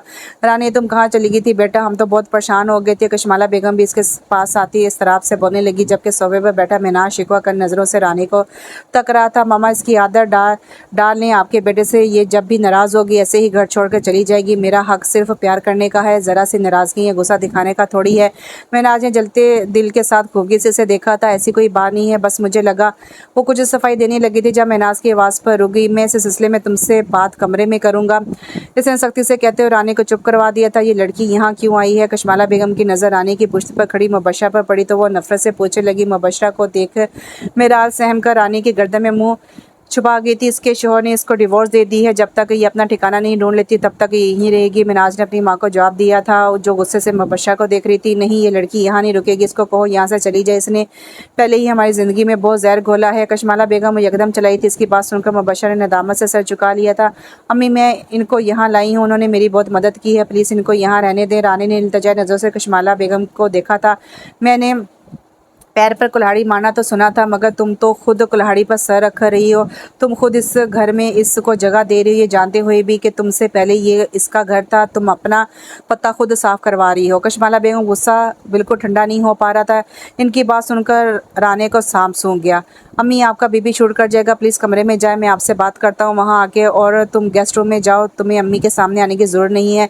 मैंने आज ने कशमाला बेगम को कंधे से थामते उनके कमरे में भेजा और मुड़कर मुबशरा को बगैर नाम लिए ही सख्ती से मुखातिब किया। मैंने आज की बात सुनकर मुबशरा सर झुकाए गेस्ट रूम की तरफ बढ़ गई। तुम कमरे में आओ, मैं इंतज़ार कर रहा हूँ तुम्हारा। मैनाज रानी की को मुखातिब करता स्टूडियो की जानी बढ़ गया था, जबकि रानी ने भी शल होते कदम आगे की जानी बढ़ा दिए। घर छोड़कर क्यों गई थी तुम? वो कमरे में जैसे ही दाखिल हुई तो खिड़की की तरफ मुंह किए महनाज की आवाज़ इसके समात में टकराई। मैं आप पर बोझ नहीं बनना चाहती थी, रानी ने टूटे हुए लहजे में जवाब दिया। किसने कहा कि तुम मुझ पर बोझ हो? महनाज ने रुख इसकी तरफ मोड़े तफ्तीश से पूछा। अगर बोझ ना होती तो इस दिन इतने घंटों तक इंतजार करवाने के बाद आप मुझे मिले बगैर वापस घर ना भेजते। रानी का लहजा अब भीगने लगा था। तुम बोझ नहीं थी मुझ पर, बस मैं थोड़ा परेशान था और तुमसे मिला इसलिए नहीं कि मुझे लगता था कि तुम्हारे साथ कोई बदसलूकी ना कर जाऊं, मगर मुझे नहीं पता था कि रानी तुम इतना बड़ा कदम भी उठा सकती हो। मैंने आज कदम बढ़ाता हुआ इसके करीब आया और फिर इसको दोनों शानों से थाम लिया। मैं बस किसी पर ज़बरदस्ती मसलत नहीं होना चाहती। रानी की आंखें अब भी आंसू से भर गई थी। देखो मेरी तरफ, देखो इधर, देखो मेरी तरफ। मिराल देखो इधर, देखो मेरी तरफ, मेरा हाल देखो, मेरी आंखें देखो। तुम्हें क्या लगता है कि मैं तुम्हारे बगैर बहुत खुशहाल ज़िंदगी गुजार रहा था? तुम्हारे जाने के बाद से एक रात भी मैं सुकून की नींद नहीं सोया, तरस नहीं आया तुम्हें मुझ पर और मेरी बच्ची पर? महनाज ने इसकी आंखों में आंखें गड़े और जब से पूछे लगा। रानी ने आंखें वाह कि इसका चेहरा देखा। चेहरा बाद कमज़ोर सा लग रहा था, शेर बढ़ी हुई थी, बाल अजीब तरीके से से बिखरे हुए थे। आंखें शब-ए-बेदारी का मुंह बोलता सबूत थी। ये सब नज़रअंदाज किए जाने के काबिल नहीं था। I am sorry. इसे यकदम ही मिनाज पर टूटकर प्यार आया। तुम्हारा एक सॉरी मेरी तकलीफ दूर कर सकता है। मिनाज रूखेपन से बोला था, मैं अब कभी ऐसा नहीं करूँगी, प्लीज़ मुझे माफ़ कर दें। रानी ने इसके आगे अपने दोनों हाथ जोड़ दिए थे। जब ही मिनाज ने फ़ौरन इसके दोनों हाथ थामे और इसे सीने से लगाए, खुद में बींच लिया। वादा करो मुझे कभी छोड़कर नहीं जाओगी। मिनाज ने इसके कान में सरगोशी की थी। वादा। रानी ने सुकून से आंखें मूंदी जवाब दिए। इतने अरसे इसने जितनी तकलीफ उठाई थी, मिनाज के पास आके सब जैसे गायब हो गया था। सारे जख्मों पर मरहम रख दिया था इसके लम्स ने। वो दोनों एक दूसरे की कुर्बत में पुरसकून हो गए थे। मिराल। वो किचन में बैठी नूडल्स खा रही थी जब मुबशरा ने इसे आवाज़ दी, आप यहाँ क्यों आई हैं? मिराल ने इसे देखकर चलाकर कहा, मिराल मैं तुम्हारी मामा हूँ बेटा। मुबशरा ने मोहब्बत से मुखातिब किया। आप गंदी मामा हैं, मुझे दूसरी वाली मामा अच्छी लगती हैं, वो बहुत अच्छी हैं। रानी ने मुंह बनाए से जवाब दिया, और अगर आपकी मामा दूसरी वाली मामा से भी अच्छी होगी तो क्या आप इन्हें एक्सेप्ट करोगी? मुबशरा ने मिराल के पास जाते नरमी से सवाल किया। फिर मैं सोचूंगी। मिराल ने मासूमी से दोनों कंधे चाह दिए। आप पिज़्ज़ा खाओगी? मैं आपके लिए बनाऊं? मुबशरा ने इसके गाल पर प्यार करते से ऑफ़र की थी। जी नहीं, मुझे मेरी अच्छी वाली मामा ने नूडल्स दे दिए हैं। मिराल अपना बाउल उठाती कुर्सी से उठी और किचन से बाहर निकल गई, जबकि इसकी हरकत पर मुबशरा अफसुदा रह गई। मुबशरा को यहाँ आए 15 दिन गुजर गए थे। सब कुछ मामूल के मुताबिक चल रहा था। मिनाज इससे कोई बातचीत नहीं करता था और कशमाला बेगम के सामने वो जाती नहीं थी। बस वो रानी से थोड़ी बहुत बातचीत कर लेती थी। हाँ, मगर इस सब में एक बदलाव आया था। इससे नफरत करने वाली मिराल अब इसके बहुत करीब हो गई थी। मुबशरा इसकी सगी माँ थी और इसकी ममता पा के मिराल अब रानी से दूर हो गई थी। वो ज़्यादातर वक्त मुबशरा के साथ गुजारती थी। आज बिल्कुल ही हद हो गई थी। मिराल ने रानी के साथ सोने से इनकार कर दिया था। वो मुबशरा के साथ सोई थी। ये देखकर रानी बहुत दिल बर्दाश्ता हो गई थी। वो किचन में खड़ी काफ़ी रोती रही। फिर ये सोच कर कि मिराल की मोहब्बत पर मुबशरा का हक है, इसने अपने आप को दिलासा दे और आंसू साफ करके कमरे में चली गई। मुबशरा मीरू सोने के लिए नहीं आई आज।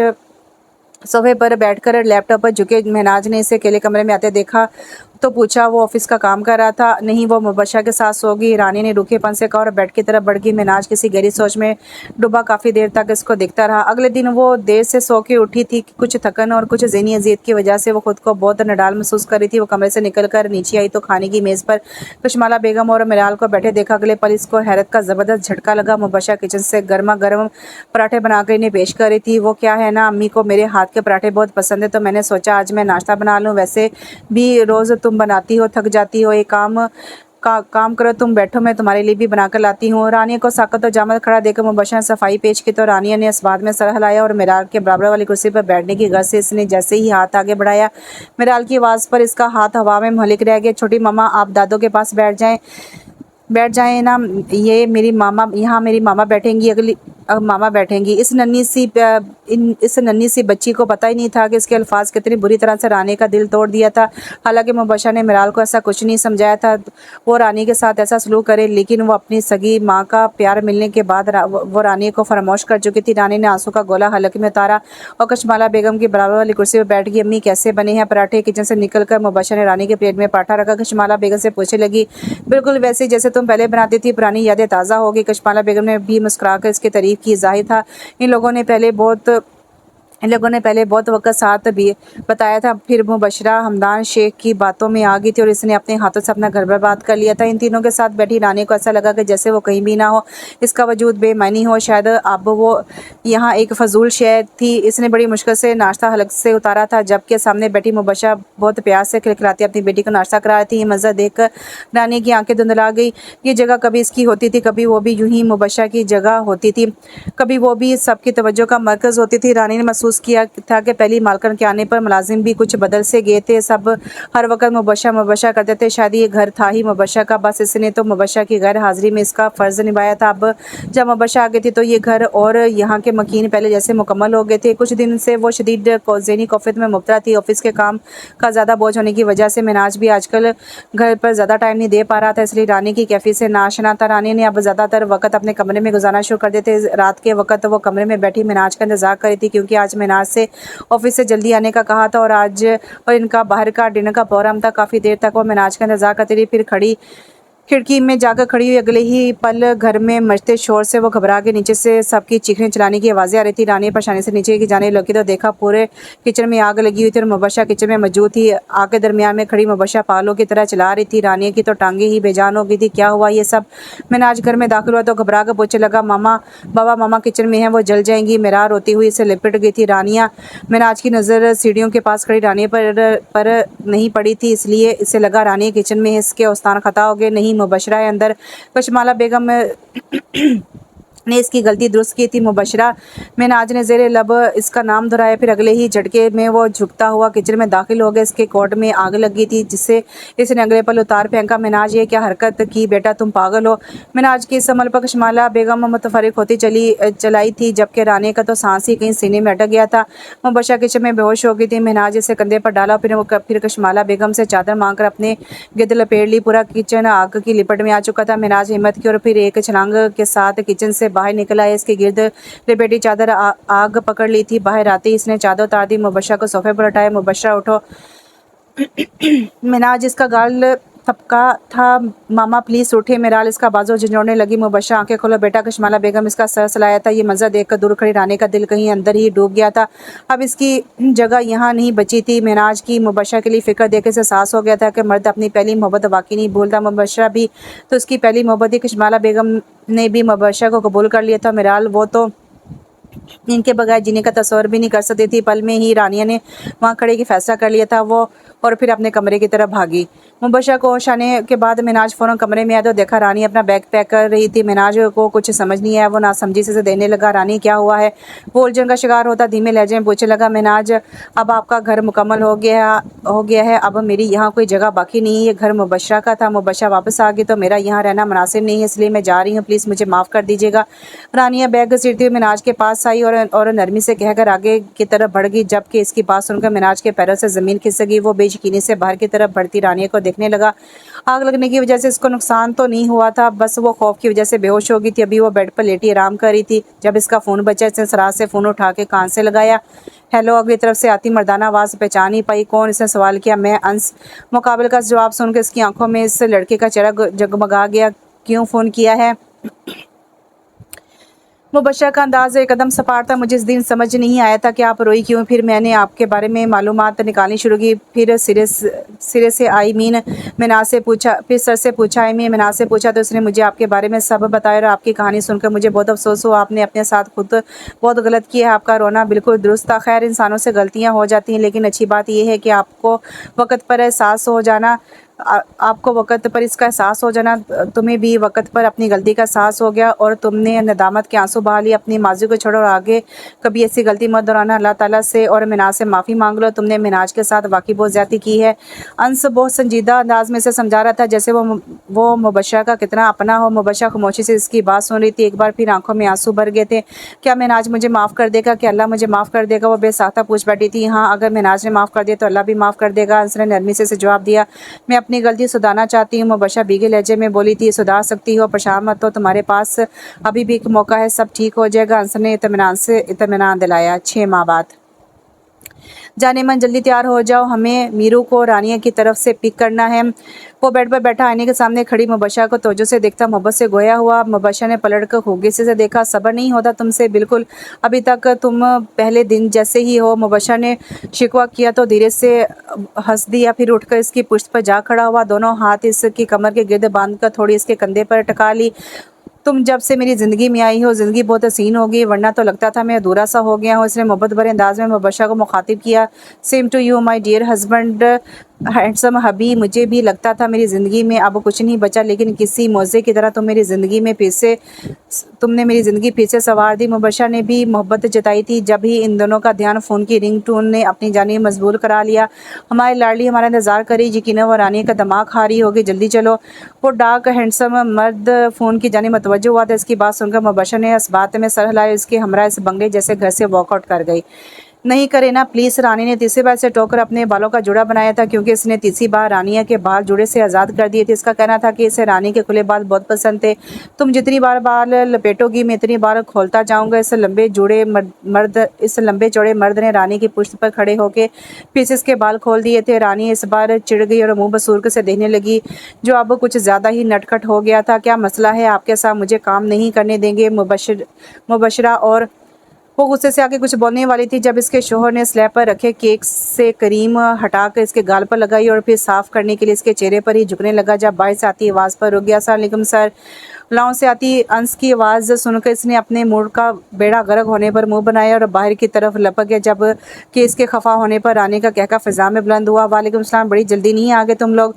मिनाज ने लाउंज में आते अंस और मुबशरा को देखकर खुफगी का ज़ार किया। मिराल कशमाला बेगम के कमरे से निकलकर मुबशरा से लिपट गई और आधा महीना मुबशरा और अंस के साथ रहती और आधा महीना मिनाज और रानी के साथ, क्योंकि वो अपनी दोनों माओं में से किसी एक को भी छोड़ने के लिए तैयार नहीं थी। मेरी बेगम साहबा बहुत देर लगाती तैयार होने में। अंस कंधे चाकर सोफे पर बैठ गया। इसके बाद सुनकर मुबशरा ने इसे गुरी से नवाजा।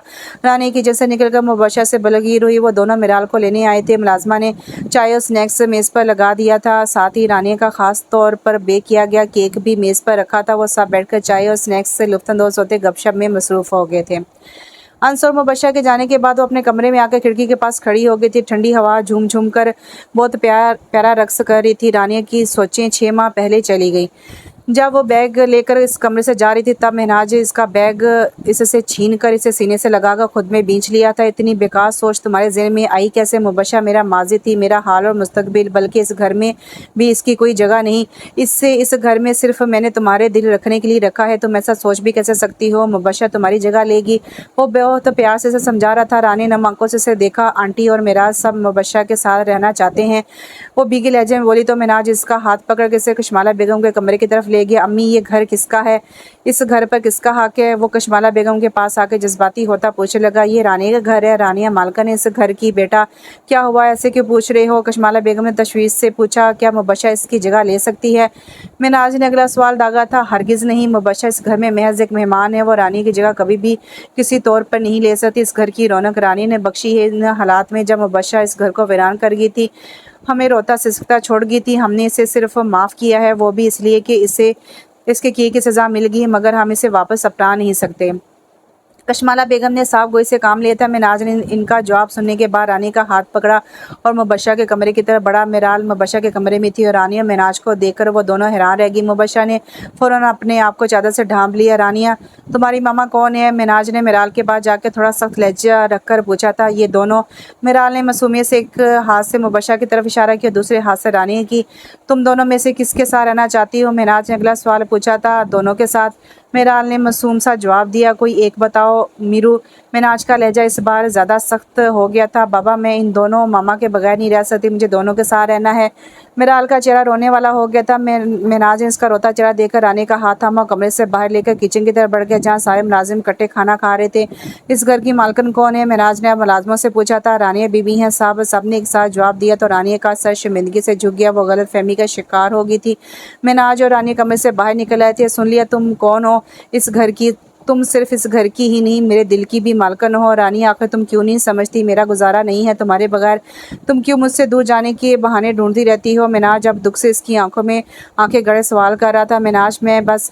रानी अपनी बात दूरी आधी छोड़कर आगे बढ़कर मिनाज के सीने से लग गई थी। इसका दिल दहल गया था। इस घर को छोड़ के जाने का सोच के वो हर बार बहुत एहसास हो जाती थी, खासतौर पर मिनाज। और इस घर को लेकर देखो रानिया, इस घर में सब मुबशरा को सिर्फ मेहमान की तरह ट्रीट कर रहे हैं। बस मिराल है, वो इससे बहुत क्लोज़ होगी क्योंकि मुबशरा इसकी सगी माँ है। मैं इसको रोक नहीं सकता इसकी माँ के पास जाने से, लेकिन तुम मुझे तो देखो, मैं तो बस तुम्हारा हूँ ना। मुबशरा इस घर में सिर्फ अपनी इद्दत पूरी करने तक है। फिर अंस ने मुझसे कहा है कि वो मुबशरा से शादी का ख्वाहिशमंद है। मुझे उम्मीद है कि मुबशरा इस बार दुरुस्त इंसान को नहीं ठुकराएगी। मिनाज ने सीने से लगाया। इसके बाद सुलाते हुए प्यार से समझाया। मुबशरा की इद्दत पूरी होने के बाद अंस ने मुबशरा के लिए प्रपोजल भेज दिया था, जिसे मुबशरा ने एक्सेप्ट कर लिया था और इन दोनों की शादी हो गई थी। इस दिन के बाद से रानिया मुतमिन हो गई थी कि मिनाज सिर्फ इसी का है। मिनाज के दिल में सिर्फ रानिया थी और वो इसी से ही प्यार करता था। मुबशरा और अंस भी अपने घर में खुश थे। स्याह लैंड क्रूजर तेजी से अपनी मंजिल की जानिब गामजन थी। पीछे नशिस्त पर मिराल बैठी सेल फोन पर कार्टून देख रही थी, जबकि आगे बैठे मुबशरा और अंस के दरमियान खामोशी थी। अंस, मैंने तुमसे कितनी बार पूछा है कि तुमने मुझसे शादी का फैसला क्यों किया, मगर तुम मुझे बताते ही नहीं हो। मुबशरा इसकी खामोशी को तोड़ा था। बताया तो था। अंस ने ड्राइविंग करते मसरूफ अंदाज में जवाब दिया। क्या? मुबशरा ने भुएं चाकते हुए पूछा। तुम्हारी कैंची की तरह चलती जुबान पसंद आ गई थी ना? तब ही गाड़ी में अंस का कहका बुलंद हुआ था, जिस पर मुबशरा ने बुरा सा मुंह बनाया। सही से बताओ अंस, मुबशरा ने इस बार जिद की थी। देखो मुबशरा, मैं एक पुलिस ऑफिसर हूँ, मेरा काम है लोगों की जान बचाना। बस ये समझ लो कि मैंने तुमसे शादी करके किसी बेचारे की जान बचाई है, क्योंकि मेरे अलावा कोई भी दूसरा मर्द तुम्हें बर्दाश्त नहीं कर पाता और पागल हो जाता। अंस ने मुबशरा को छेड़ा था। मुबशरा ने खफा होते मुंह फेर लिया था। इसकी इस अदा पर अंस के लबों को बड़ी खूबसूरत मुस्कान छुआ था। अब वो मुबशरा को क्या बताता कि इसे मुबशरा से मोहब्बत हो गई थी। इसे रोता और नादम देखकर मोहब्बत हुई थी अंस को इससे। और सबसे बड़ी बात, वाकई अंस को इसकी कैंची की तरह चलती ज़बान से मोहब्बत हुई थी। मुबशरा इससे नाराज़ हो गई थी, इसलिए अंस ने गाड़ी इसकी पसंदीदा रेस्टोरेंट की तरफ मोड़ ली थी। मुबशरा ने दिल से सच्ची तौबा की थी और रब ने इसकी तौबा कबूल कर ली थी, जिसके बदले में इसे अंस जैसे शोर से नवाज दिया गया था। वो कमरे में आया तो रानिया सुर्ख चेहरे के साथ बेड पर बैठी हुई थी। मिनाज को इसके चेहरे पर बिखरे रंग समझ नहीं आए। वो इसकी जानिब चलता हुआ आया और सवाल नज़रों से इसे देखने लगा। रानी ने इसे कोई जवाब नहीं दिया, बस खामोशी से इसके हाथ में एक कार्ड थमा दिया, जिस पर लिखा जुमला देख मिनाज का चेहरा भी सुर्ख होता चला गया। बस फ़र्क ये था कि रानी का शर्म से सुर्ख हो रहा था और मिनाज का चेहरा खुशी से सुर्ख हुआ था। You are going to be a father, card पर खूबसूरत हुर में जगमगा रहा था। क्या वाकई? मिनाज ने बेयकीनी से पूछा था। मीरू का बहन या भाई आने वाले हैं, रानी ने खुशी से इसे बताया था। मिनाज की आंखों में खुशी के आंसू चमकने लगे। इसने बेड पर बैठकर रानी को गले से लगा लिया था। रानी ने इसे मुकम्मल किया था, इसके घर को संवारा था और बहुत जल्द रानिया इसे एक खूबसूरत सा तोहफा देकर इसकी फैमिली मुकम्मल करने वाली थी। कि सारी तकलीफ़ें ख़त्म हो चुकी थी, अब बस इनके दामन में खुशियाँ बची थी, जिन्हें समेटने में वो दोनों मसरूफ़ होने वाले थे। तो ये नावल ख़त्म हो गया। बहुत ही अच्छा नावल था। मुझे तो बहुत मज़ा आया ये नावल पढ़कर। उम्मीद करती हूँ कि आपको भी मज़ा आएगा ये नावल पढ़कर। अगर आपने पहले भी ये नावल पढ़ा होगा किसी भी चैनल पर, किसी भी वेबसाइट पर, तो इसको दोबारा भी पढ़ लीजिएगा, क्योंकि ये ऐसा नावल है कि इसको दोबारा भी पढ़ो तो बहुत ही मज़ा आएगा। तो मुझे कमेंट्स में लाजिम बताइएगा और प्लीज़ एक छोटा सा क्लिक कर दीजिएगा वीडियो को लाइक करने में। इंशाल्लाह एक नए नावल के साथ बहुत जल्द हाज़िर होती हूँ। तब तक के लिए दुआ में याद रखिए। अल्लाह हाफ़िज़।